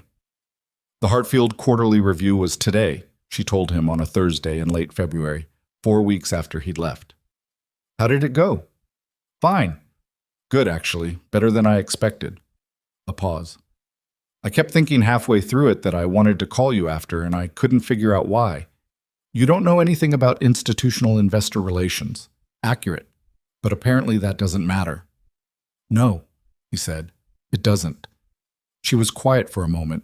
I told my assistant I had a personal call and I needed 20 minutes, and she looked at me like I'd said I was going to juggle because I don't take personal calls during business hours. And I thought, she stopped. I thought, this is what it looks like when you let something matter enough to rearrange around it. Is that a problem? It's terrifying, she said plainly. But no, it's not a problem. The calls were the consistent thing. Everything else about the contract varied: the hours, the threat level on any given day, the amount of sleep he got, the operational decisions that required judgment calls he wouldn't second guess until after, because second guessing in the moment was how people got hurt. But the calls were the fixed point, the thing he oriented toward the way you oriented toward a landmark when everything else in the environment was moving. He'd done contracts before where the calls home had been the painful part, the reminder of what you'd left, the gap between the life you were living and the life you'd put on hold. The conversations that were a little thin because you couldn't say the things that were actually occupying most of your attention, and the person on the other end couldn't fully enter a world they couldn't see. Those calls had always felt like maintenance, like checking a box. These didn't feel like that. These felt like the part of the day where he could be himself again after however many hours of being what the job required. The situation that changed everything happened in week 6. It wasn't a disaster, nothing catastrophic, no casualties, no failure of the protection detail in any way that would follow any of them professionally. What it was close. The client's vehicle convoy took a route deviation on a Thursday afternoon that put them in a neighborhood the threat assessment had flagged because the client had a meeting that had shifted locations 40 minutes before it started, and Ethan made the call to proceed with adjusted protocols rather than cancel. And for approximately 11 minutes in a street in eastern Amman, the situation was the kind of elevated that required every ounce of focus and training and the particular cold clarity that either you had under pressure or you didn't. It resolved. They got the client out, the threat didn't materialize into contact, and Ethan's team handled the protocols exactly as they'd been drilled. He filed the incident report, ran the debrief, adjusted the threat matrix for the remaining contract period, and went back to his room at 10:30 that evening and sat on the edge of his bed and didn't move for a few minutes. He pulled Gerald the elephant out of his bag. He kept him in the front pocket now, where the school photo lived. And he sat there holding a small stuffed animal in a hotel room in Amman at 10:30 at night and thought about what it meant that this was the thing he'd reached for. He thought about Lily asking if he was coming back, with the flat expectation of someone who'd been disappointed enough times to stop assuming the answer would be yes. He thought about what it would mean to that child if the answer was no. He thought about Sophie being handed that news at Jenna's house in Newton, and the way her face would do what it did. Go still, absorb, the grief traveling somewhere internal while she functioned on the surface. He thought about Amelia, alone in her kitchen after Lily was asleep, on a Tuesday or a Thursday, picking up the phone to call him, rearranging her day around 20 minutes of personal time because she'd let him matter enough to do that. He put Gerald back in the bag. He called Amelia even though it was 3:17 in the morning her time. She answered on the second ring. Ethan. Her voice was alert immediately, not groggy the way he'd expected. She'd been awake. I'm okay, he said. Before anything else, I'm okay. A breath on her end. What happened? Nothing catastrophic. A situation. It resolved. He paused. I just needed to hear your voice. The line was quiet for a moment. I was awake anyway, she said. I figured. I told you I'd have a hard time at night. You did. Another pause. The silence between them on international calls had a specific quality. The slight delay, the awareness of distance, the fact that the connection was a technical miracle that still felt like a thin thread across a large amount of space. Ethan, she said. Yeah. Come home soon. He closed his eyes. Working on it. The contract concluded at 88 days, 2 days short of the minimum, because the client's timeline shifted and the risk environment had stabilized enough that the ongoing detail was adjusted downward. Ethan could have extended on a modified contract for another 30 days. The firm wanted him to, and under different circumstances, he would have considered it. Instead, he filed his completion report, ran the final handoff with the reduced team that was staying on, and booked a flight home. He texted Amelia, flying home Thursday, landing 2 p.m. your time. She replied within a minute, which told him she'd been watching her phone. I know you said not to make a thing of it. He smiled at that. I did say that.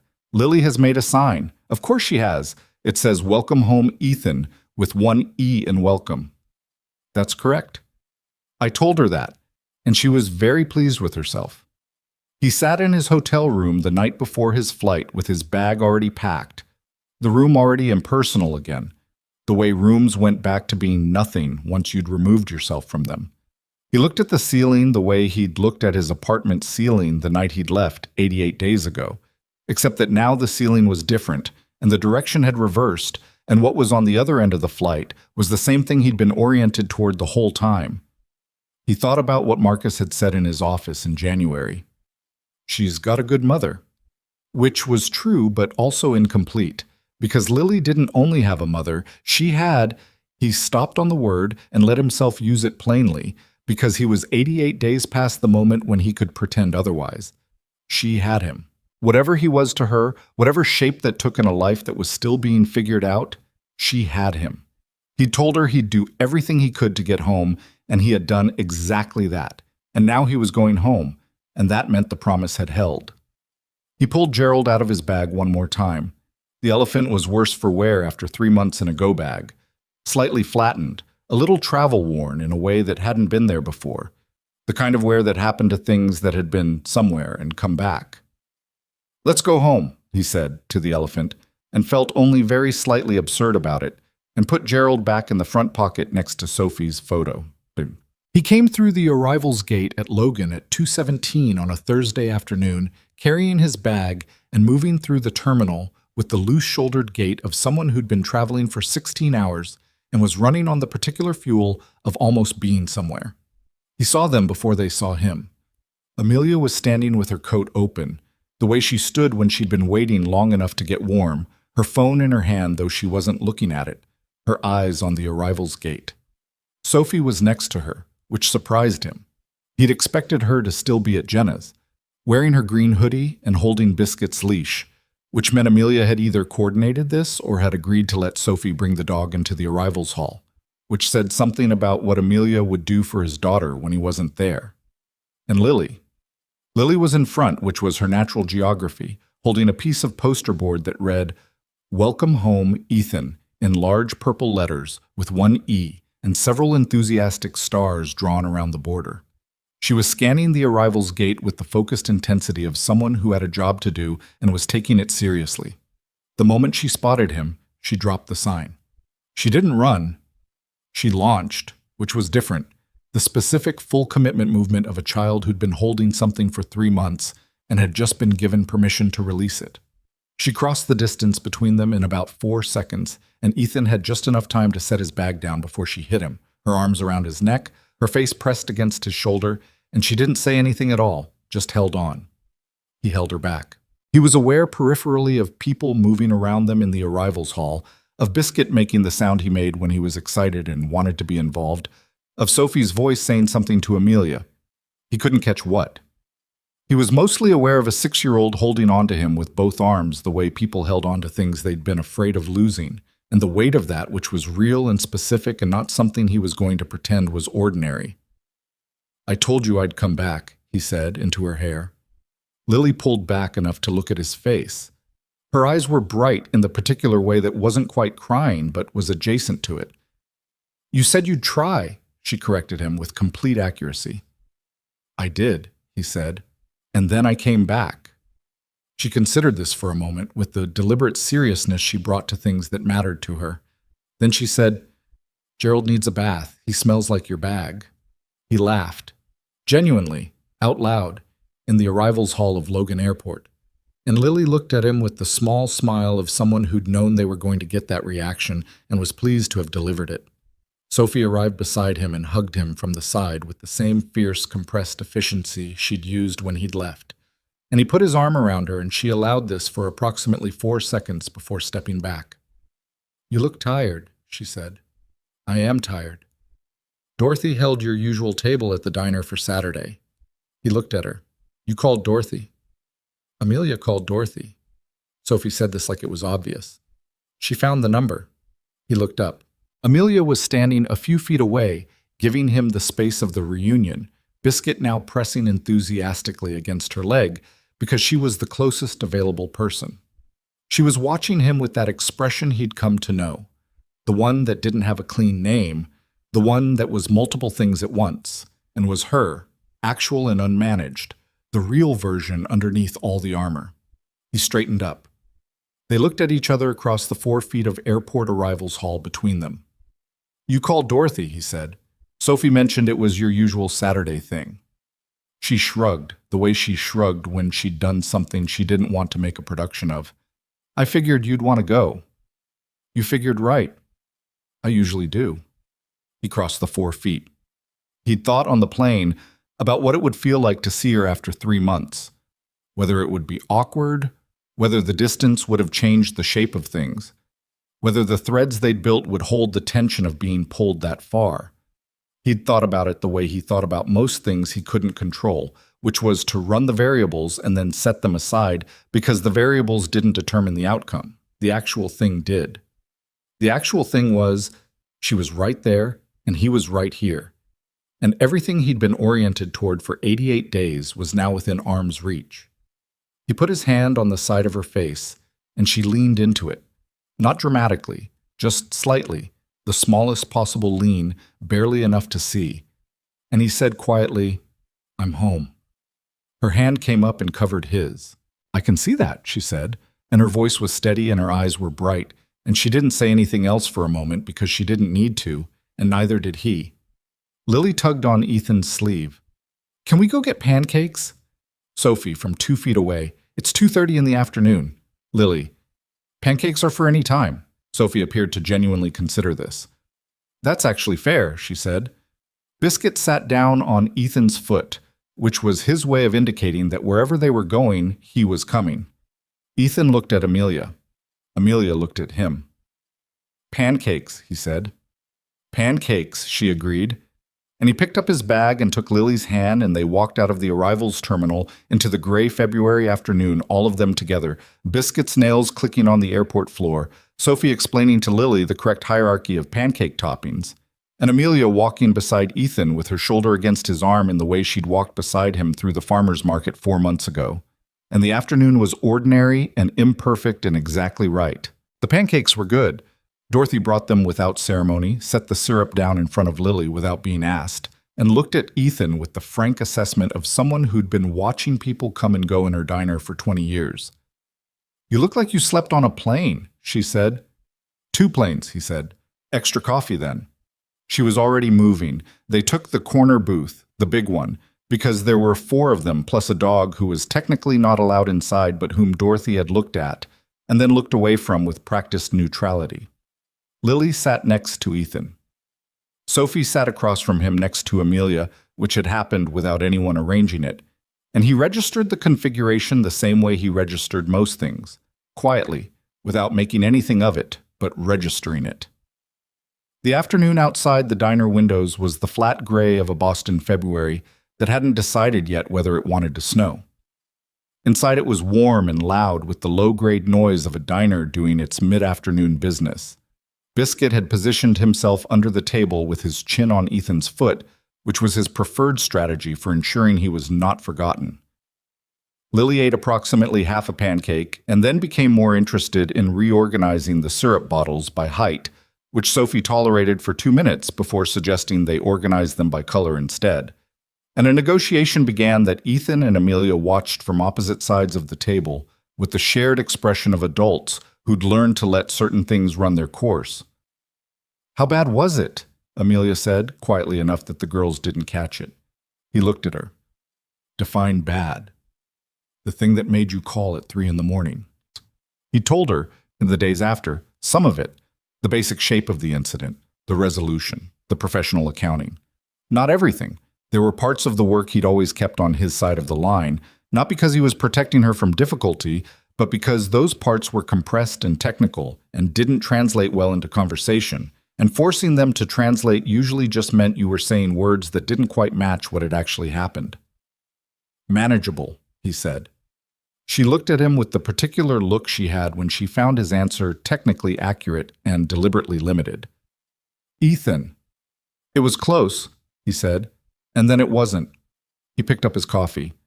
"That's the work." "I know that's the work." She said it without edge, just straight. "I'm asking how you are." He thought about the hotel room, the ceiling, Gerald in his hand in the dark. "I'm glad to be home," he said. "That's also not quite what I asked." He looked at her. She looked back. Across the table, Sophie was proposing that the syrup bottles be organized by how often they'd been used, which Lily was evaluating with genuine consideration. "I spent 11 minutes in a situation I couldn't fully control," he said. "Everything held.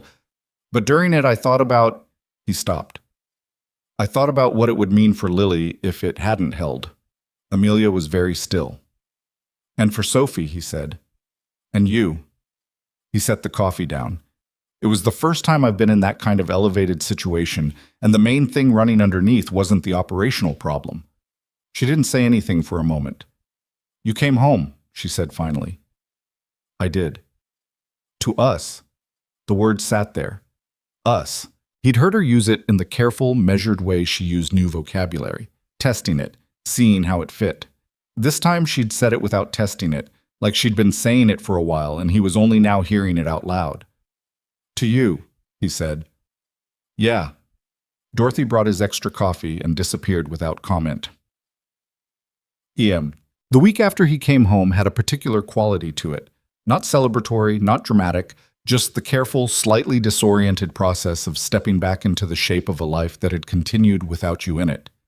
Biscuit had developed, in his absence, an attachment to Jenna's throw pillows that had apparently caused 3 separate discussions about property.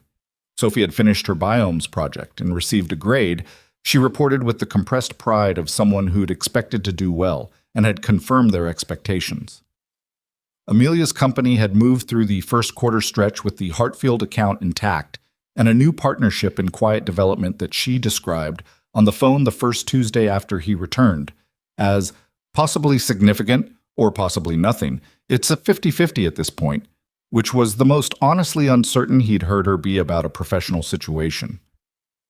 He went back to work at the firm the Monday after he landed. Marcus handed him the welcome back coffee and a stack of assessment reports and said, "Don't try to catch up in a day," which meant Marcus had already tried to catch up on something after his own last trip and regretted the pace. Ethan worked through the stack methodically and had lunch with Devin, who asked about Amon with the professional curiosity of someone who'd been in similar environments and wanted the operational picture, and then asked about Amelia with the less professional curiosity of someone who'd been watching from the sideline for months. "She came to the airport," Ethan said. "The whole situation came to the airport," Devin said. Sophie texted Marcus. "When?" "Tuesday before you got back. Said Amelia was working out the logistics." He took a bite of his sandwich. The dog was Sophie's idea, apparently. Amelia just agreed to it. Ethan processed this. The image of Amelia agreeing to bring a beagle into an arrivals terminal because Sophie had suggested it, because it was important to Sophie, because Amelia had spent 3 months making sure Sophie's life moved forward smoothly while her father was overseas. Something moved in him that he didn't have a clean word for. "She's good," Devin said, with the directness that was just Devin's register, no preamble. "She's really good, man." "I know," Ethan said. "Does she know you know?" He looked at him. Devin raised his hands. "I'm just asking." What happened with Amelia's company came without much warning, which was how these things usually came, preceded by signals that were readable in retrospect, but that didn't announce themselves clearly until the situation was already in motion. It was a Monday in late March, 5 weeks after Ethan's return, when she called him in the middle of the afternoon, which she didn't do, because the middle of the afternoon was when Amelia was most insulated in the operational demands of running a company and least available to anything personal. He picked up before the second ring. "Tell me what happened," he said. A breath. "My VP of Technology, Nathan Reeves, he's been with me since the beginning, 5 years. She was controlled, but it was costing her. He's been talking to a competitor, Crestline Digital. Not just talking, he's been sharing." She stopped. "Proprietary development data. Specifics of a product we have 12 months of work in. He's been doing it for at least 6 months. When did you find out?" "An hour ago. My head of security flagged anomalous access patterns on the system, and I had our IT forensics team pull the full report and—" She stopped again. "It's documented. It's not ambiguous." He took it. Ethan was quiet for a moment. He was standing in the Charlestown office hallway because he'd stepped out of a meeting when her name appeared. "Have you talked to him?" "Not yet. My general counsel is in my office right now." A pause. "I've known Nathan for 5 years, Ethan. He was at our first real office. He helped me build the technical architecture from the ground up. She stopped. "I trusted him." There was something in those 3 words that had weight beyond the professional dimension. He heard it. The particular quality of saying, "I trusted him," when you'd built a significant part of your life on your ability to know who to trust and had been wrong, and were sitting with the specific shame of that kind of wrongness. "This isn't about your judgment," he said. "My judgment was based on the information you had at the time, which is how judgment works." He kept his voice level, not to minimize, but to be a stable surface for her to push against. "You're going to have to be careful right now, legally, strategically. What does your counsel say?" She says don't talk to him without her in the room. She says we have grounds for both termination and legal action. She says Crestline probably knew what they were receiving. "Do you trust her?" "Yes, completely."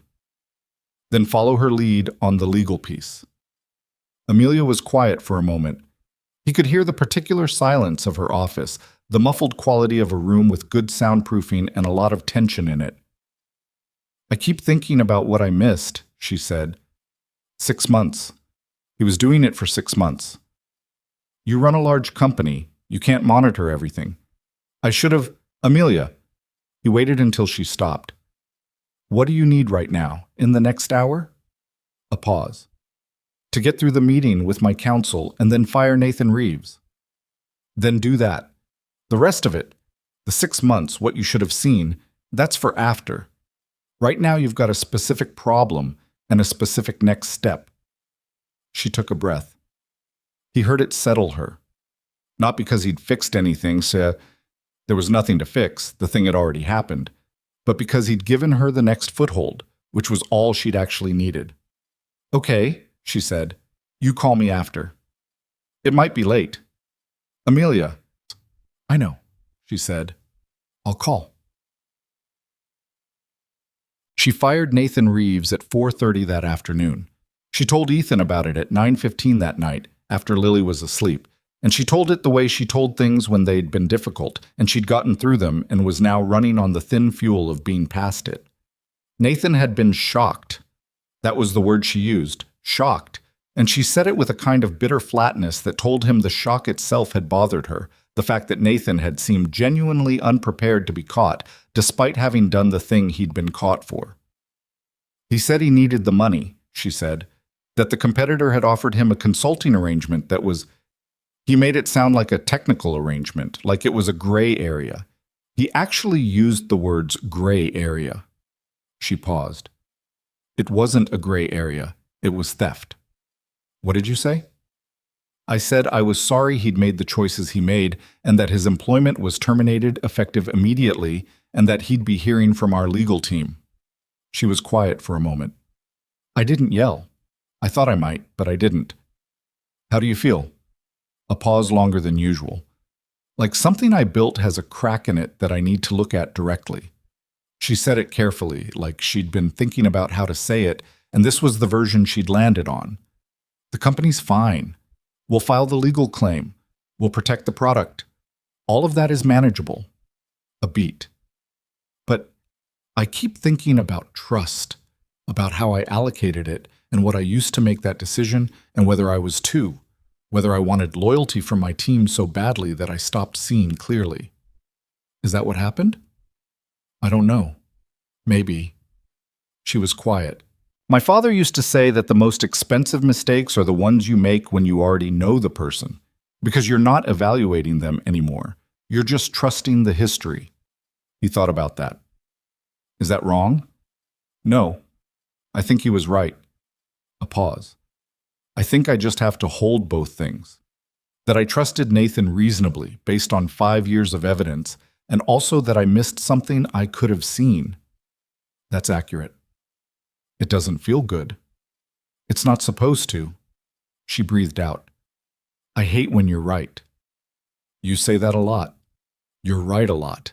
It's genuinely annoying. He heard the smile in it. Small and tired, but real. He leaned back in his desk chair and looked at the ceiling of his apartment and thought, there she is. The version of her that was actually in there, underneath the long day and the difficult afternoon, intact and sharp and herself. Get some sleep, he said. I will. A pause. Ethan. Yeah. Thank you for the call this afternoon, for... She stopped. I called you before I called my counsel. I know. I just wanted you to know that I noticed that. What did you notice? That you're the person I call first now. She said it with the directness she used for things she'd decided to stop managing. That's not nothing. No, he said. It's not. The conversation with Sophie happened in April, on a Wednesday evening, in the way the important conversations with Sophie always happened. Not because he'd planned them, but because she opened a door and he walked through it. She was at the kitchen table with her homework, and he was making dinner, and she said without looking up from her worksheet, Are you and Amelia together? He stirred the pasta and took a moment. What makes you ask? Because I'm 8, not 4. She looked up. You talk to her every Tuesday and Thursday and sometimes other days. She called Dorothy. She came to the airport. She listed these with the precision of someone who'd been paying attention. Lily calls you by your first name, but she says it the way I say. She stopped. The way you say what? Sophie looked at him directly. The way I say Dad. He turned the heat down on the stove and turned around and leaned against the counter. Yeah, he said. We're together. Sophie looked at him for a moment. How long? A while. We were taking it slow because of you and Lily. We? She raised her eyebrows in a way that was so precisely clear that it still got him sometimes. Sophie and Lily were the reason you were taking it slow, or Sophie and Lily were the reason it was taking so long to admit it. He looked at his daughter. Those are different things, she said. Yeah, he said. They are, both probably. Sophie appeared to absorb this with the equanimity she brought to most things. She went back to her worksheet. I like her, she said, like it was a conclusion she'd reached previously and was now filing formally. I know you do. And Lily likes you. I know that too. Sophie was quiet for a moment, writing something. Is it weird with Mom? He'd expected that question. He'd been waiting for it in the back of his mind for months, not with dread exactly, but with the awareness that it was there, that Sophie had a picture of her mother in her room and a particular gravity around certain conversations that told him she thought about Claire more than she always said.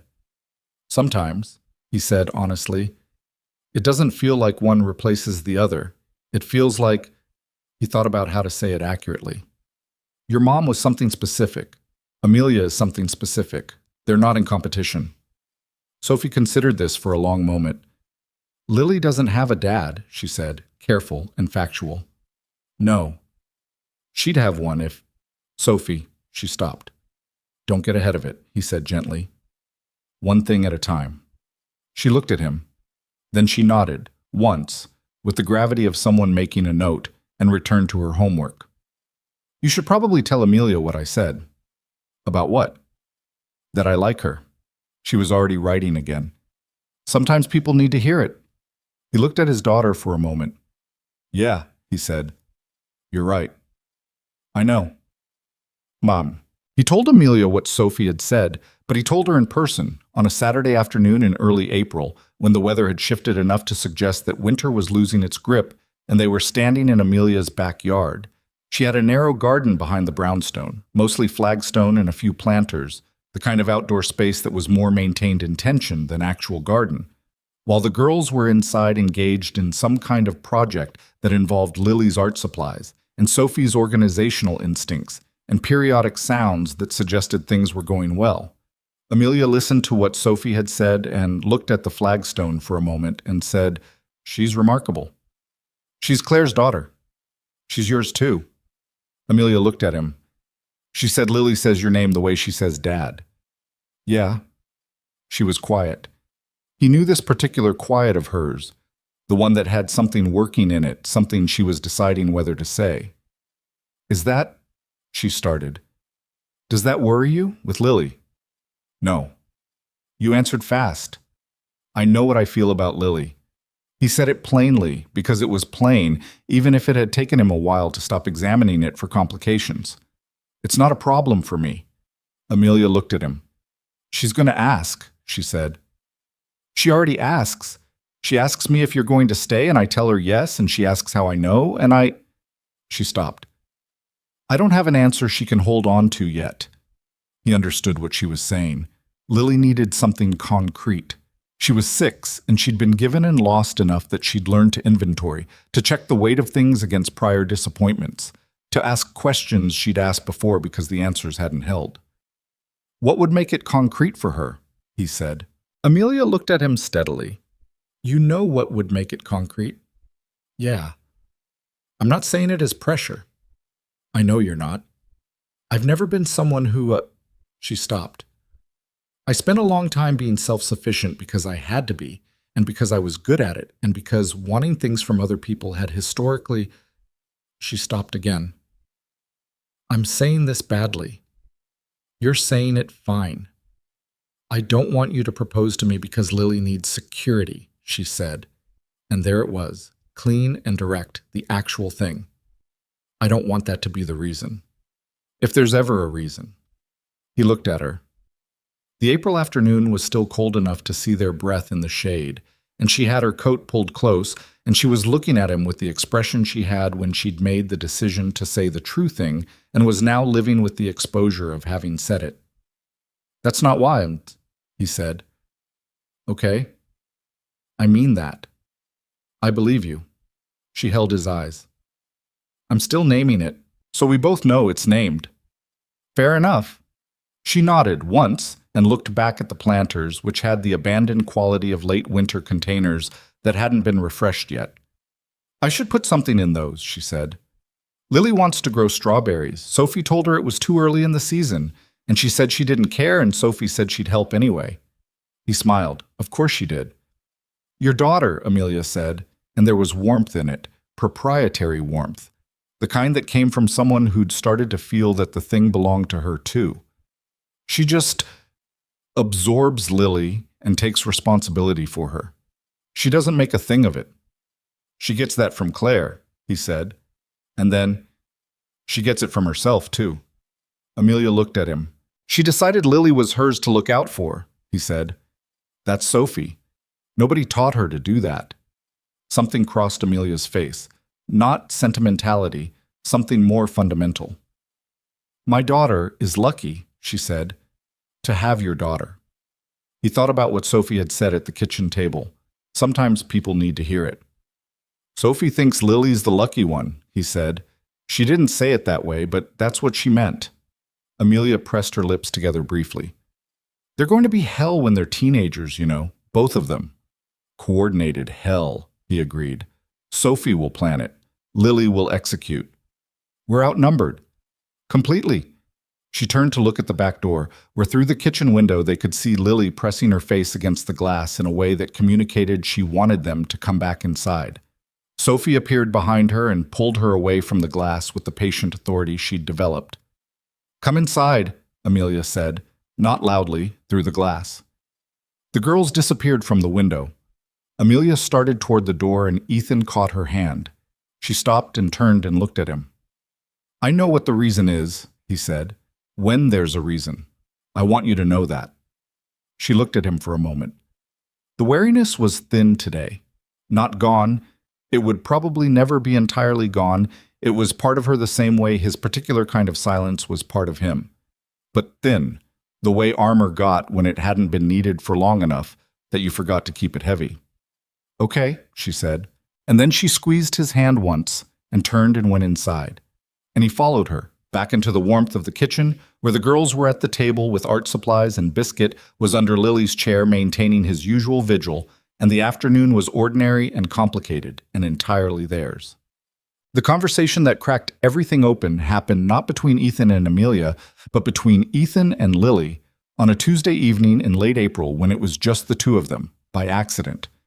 Amelia had a late call, something with a legal team on the Reeves situation that had run long, and Sophie was at a friend's house for the evening, and Ethan had picked Lily up from aftercare and brought her back to his apartment because it was closer and Amelia was going to come directly from the office. Lily had eaten half a bowl of pasta, which he considered a reasonable outcome, and was now sitting on the kitchen floor with Biscuit and a pack of markers coloring in a workbook with focused industry. He was cleaning up the kitchen when she said without looking up, Is this our home too? He stopped. What do you mean? Me and Mama. She was still coloring. Sophie says this is her home. Is it ours too? He set the dish down and turned around and looked at his kitchen, the specific, worn, lived-in reality of it. Sophie's drawings on the refrigerator, Biscuit's bowl by the back door, the coffee maker Amelia had used enough times that she'd started to learn his settings. Do you want it to be? He asked. Lily looked up. Yes, she said, with the completeness of a child who'd thought about it and wasn't hedging. Then, yes, he said. It's yours too. She looked at him for a moment with the direct, evaluating gaze she'd had since the night at the restaurant, the one that saw more than most people expected from a 6-year-old. Are you going to be my dad? She asked. The kitchen was very quiet. He crossed to the kitchen floor and sat down on it, which put him at her level, which felt important. Biscuit immediately repositioned himself between them with his head on Ethan's knee. "Is that what you want?" he asked. Lily looked at him with absolute seriousness. "My other dad doesn't know me," she said. "He left when I was little." She said it the way children said facts that had been painful long enough to become just true. "You know me." "I do," he said. "You know Gerald." "I know Gerald." "You came back," she said. It wasn't accusatory, not a challenge, just documentation. "You came back," meaning, this is the data I have, this is the thing I'm building on. "I came back," he said. Lily picked up a purple marker. "Then yes," she said, "I want you to be my dad." She returned to her workbook, like the matter was settled, the way she settled things that she'd made up her mind about. "You can tell Mama I said so." He sat on his kitchen floor with his hand on a beagle's back and looked at a 6-year-old coloring a picture of a horse and felt something shift in him that had been moving for a long time, slowly, since a night at a waterfront restaurant when a child he'd never met had taken his hand and asked him to stay. He told her he'd see her again. Then he'd seen her again. Then he'd come back. Now she was telling him, with the matter-of-fact certainty of a child who'd decided to trust the evidence, that he was hers, that she'd already made the choice, that she was just waiting for the adults to catch up. He sat there on the kitchen floor until he heard Amelia's key in the door, and then he stood up, and when Amelia came in and looked at his face, she stopped. "What happened?" she said. He glanced at Lily, who was still coloring without looking up. "Ask her," he said quietly. Amelia looked at her daughter. Lily looked up. "I told Ethan I want him to be my dad," Lily said, with the complete composure of someone reporting something obvious. He said yes. She looked at Ethan. "You did say yes." "I did," he said. Lily nodded, satisfied, and went back to her horse. Amelia stood in the doorway of his kitchen with her coat still on and her bag still over her shoulder, and looked at him. And the expression on her face was the most unguarded thing he'd ever seen from her, past the armor, past the composure, past the careful management of everything she felt. Just her, actual and overwhelmed and trying to hold it together in a kitchen doorway while her 6-year-old colored a horse on the floor. He crossed to her. She put her head against his shoulder and he held her there, in the doorway, and she didn't say anything for a moment, and neither did he, because there was nothing to say that was better than what Lily had already said. The kitchen was warm. Biscuit's tail was moving against the floor. Outside, the April evening was settling into dark, and the apartment was the specific quiet of a place where enough people were present to fill it without crowding it. Amelia straightened up after a moment and wiped her face with the back of her hand, not embarrassed about it, just practical. She looked at Ethan. "She told you to tell me," she said. "She did." A breath. "She planned this." "She's 6. She absolutely planned this." Amelia looked at her daughter with an expression that was exasperated and full of love. "Lily." Lily looked up. "What? Did you plan this?" Lily considered the question with visible deliberation. "I thought about it," she said, which was not quite the same thing, and she clearly knew it. Then she went back to her horse. Amelia looked at Ethan. He looked at her. They both looked at Lily. 6 years old, Amelia said.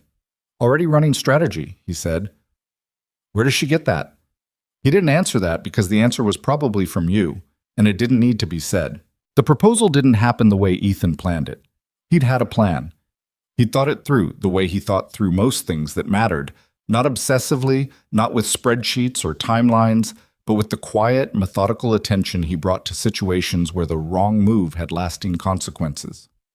He knew what he wanted to say. He'd even settled on a place, the harbor, somewhere near the water, somewhere without the noise and performance of a restaurant, somewhere that was just the two of them and the honest thing he wanted to put in front of her. He had the ring.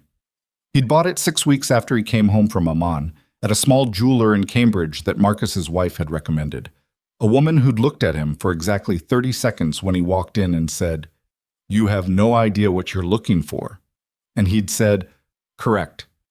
And she'd shown him 3 options, and he'd known immediately which one was right. Not ornate, not the kind of thing that performed wealth, Just a clean, well-made thing with a single stone that caught light without demanding attention. He'd taken it home and put it in the back of his sock drawer and told no one, which had lasted exactly 4 days before Sophie found it by accident, while looking for a missing phone charger, and came to the kitchen doorway and said, "I wasn't snooping." And he'd said, "I know." And she'd said, "When?"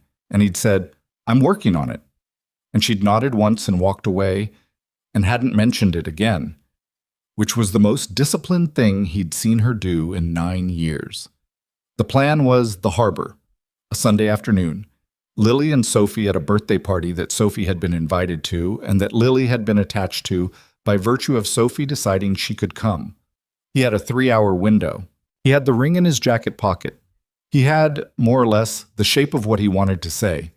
What he didn't plan for was Amelia calling him at 8:30 that Sunday morning before the girls were up and saying in the quiet, careful voice she used when something was fragile, "Can you come over?" Not a question. He went. She was in her kitchen when he arrived, sitting at the table with both hands around a coffee mug, which she did when she was using the mug as an anchor rather than for the coffee. She was still in her pajamas, which was unusual for 9 in the morning. Amelia was functional and dressed before 8 as a rule, not from compulsion, but because it was how she'd organized herself for years, the discipline that kept everything else in motion. He sat down across from her and waited. "I got a call last night," she said. "After you left." She looked at the table. "From Daniel." He placed the name. It took a second. Daniel Whitmore, the man who'd left when Lily was 18 months old, who'd graduated from less present to absent with no real explanation, and who existed in the background of Lily's life as a shape rather than a person. Amelia had mentioned him exactly twice in the months Ethan had known her, both times with the flat, contained quality of someone discussing a financial loss. Acknowledged, quantified, filed. "What did he want?" Ethan said. "He wants to see Lily." She said it without expression, which was itself an expression. "He says he's been doing some work on himself." That's the phrase he used, "work on myself." He says he wants to be present. She looked up. "He's been absent for 4.5 years. Lily doesn't remember him. She knows he exists because I told her the basic truth, that her father lives somewhere else and isn't part of our day-to-day life, but she doesn't have any picture of him. He's not a gap in her life. He's just..." She stopped. "He's just not there." "What did you say?" "I told him I needed to think about it." She looked at the coffee. "I've been thinking about it since midnight." Ethan sat with that for a moment. He knew what was underneath the question, not just the logistics of it, whether Daniel Whitmore had the right or the standing or the stability to walk back into a life he'd vacated, but the more complicated thing, the thing Amelia was sitting with at her kitchen table at 9 in the morning in her pajamas with both hands around a mug, what it meant for Lily, what it meant for what had been built, whether the arrival of a biological father disrupted the shape of a family that was in the process of becoming real. "Tell me what you're actually afraid of," he said. She looked at him. "Which part?" "The part that kept you up until midnight." She was quiet for a moment. "That she'll want him," she said. "That's the real one. That he'll show up and that there's something in her that's been waiting for exactly this, and I won't have known it was there because she didn't know either. And he'll step into a space I thought was..." She stopped. "I thought was yours." He held her eyes. "And then I feel guilty for thinking that," she said, "because it's not about me. It's about what's right for her. And what's right for her might be knowing her biological father, even if he doesn't deserve the chance, even if the chance costs something." She'd gotten there herself. She'd been working through it since midnight and had arrived at the part she didn't want to say out loud, the part that was about Lily's needs and not about Amelia's fear, and she'd said it anyway, which was the thing about Amelia that had been consistent from the beginning. She was honest about the ugly parts, eventually, even when it cost her. "You're right," he said. "What's right for her is the question." "I know." "Not what's right for you." She flinched just slightly. "I know that too. Amelia." He waited until she looked at him directly. "Whatever Lily needs, whatever that looks like, it doesn't change what I am to her, what we've built. That's not contingent on whether Daniel Whitmore is in the picture or not." He paused. "She told me I know her. She's right.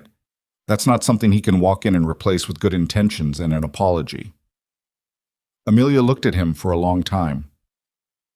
She asked you to be her dad, she said. She did. You said yes. I did. She set the mug down. I need you to mean that, not as a concept, as a thing that holds even when it gets complicated. It's going to get complicated, he said. That's not a reason. No, she said. It's not. They sat in her kitchen in the Sunday morning quiet, and she looked at the table and he looked at her, and the situation was what it was. Not simple, not clean, not the version where the complication didn't exist, and neither of them pretended it was otherwise. I'm going to call him back, she said finally. I'm going to tell him that I'm willing to discuss a structured arrangement. One meeting, supervised, in a neutral setting, before anything further. And I'm going to talk to Lily first, honestly, in a way she can understand. She paused. And I'm going to have someone there when I do. I'll be there, he said. She looked at him. I was hoping you'd say that. I know. She reached across the table and took his hand, not dramatically, just placed her hand over his, the way she'd covered his hand in the airport parking garage, and at the kitchen table, and in the front row of Sophie's soccer game, the small repeated gesture that had become its own language between them. Okay, she said. Okay.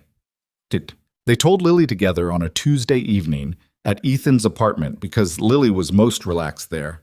That had become apparent over months of observation, the way the apartment had become her comfortable geography, the place where she colored on the kitchen floor and argued with Sophie and fell asleep on the couch with Biscuit.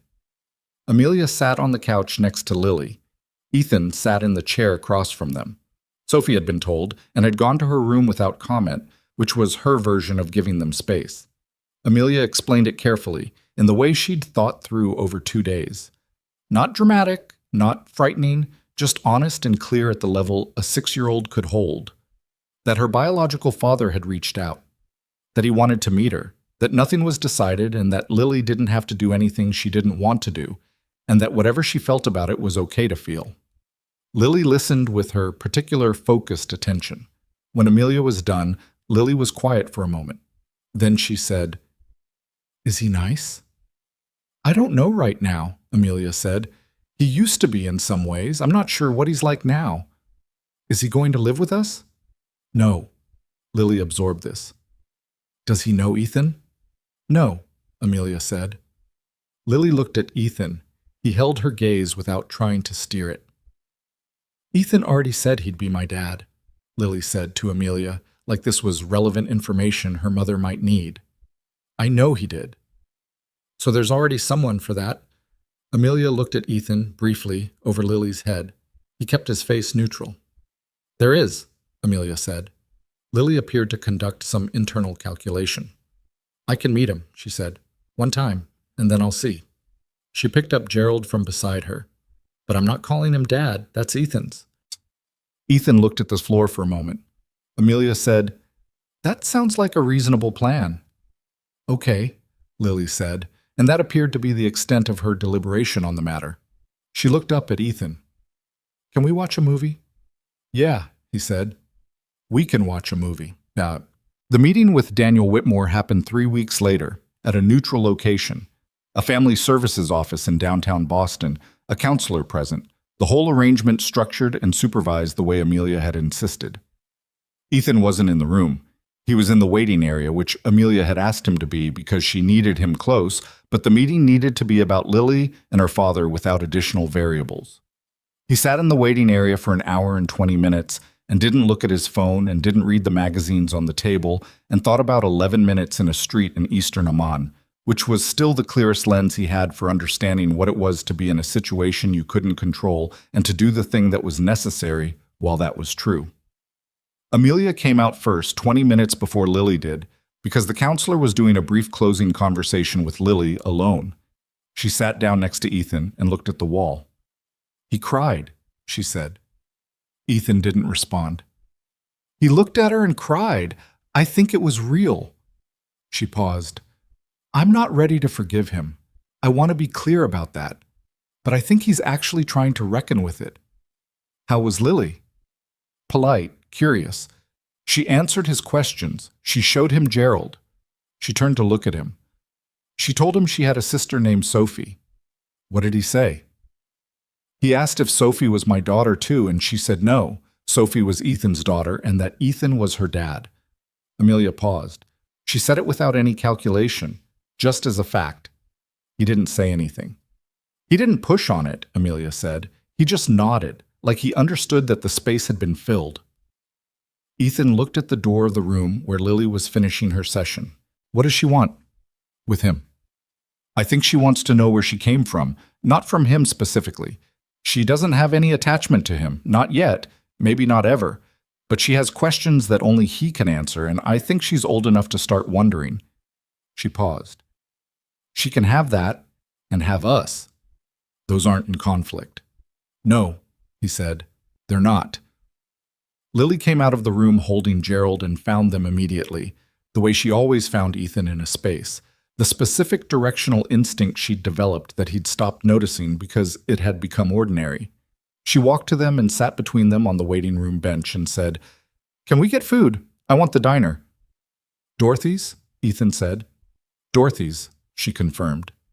Amelia looked at Ethan over Lily's head. He stood up. "Let's go."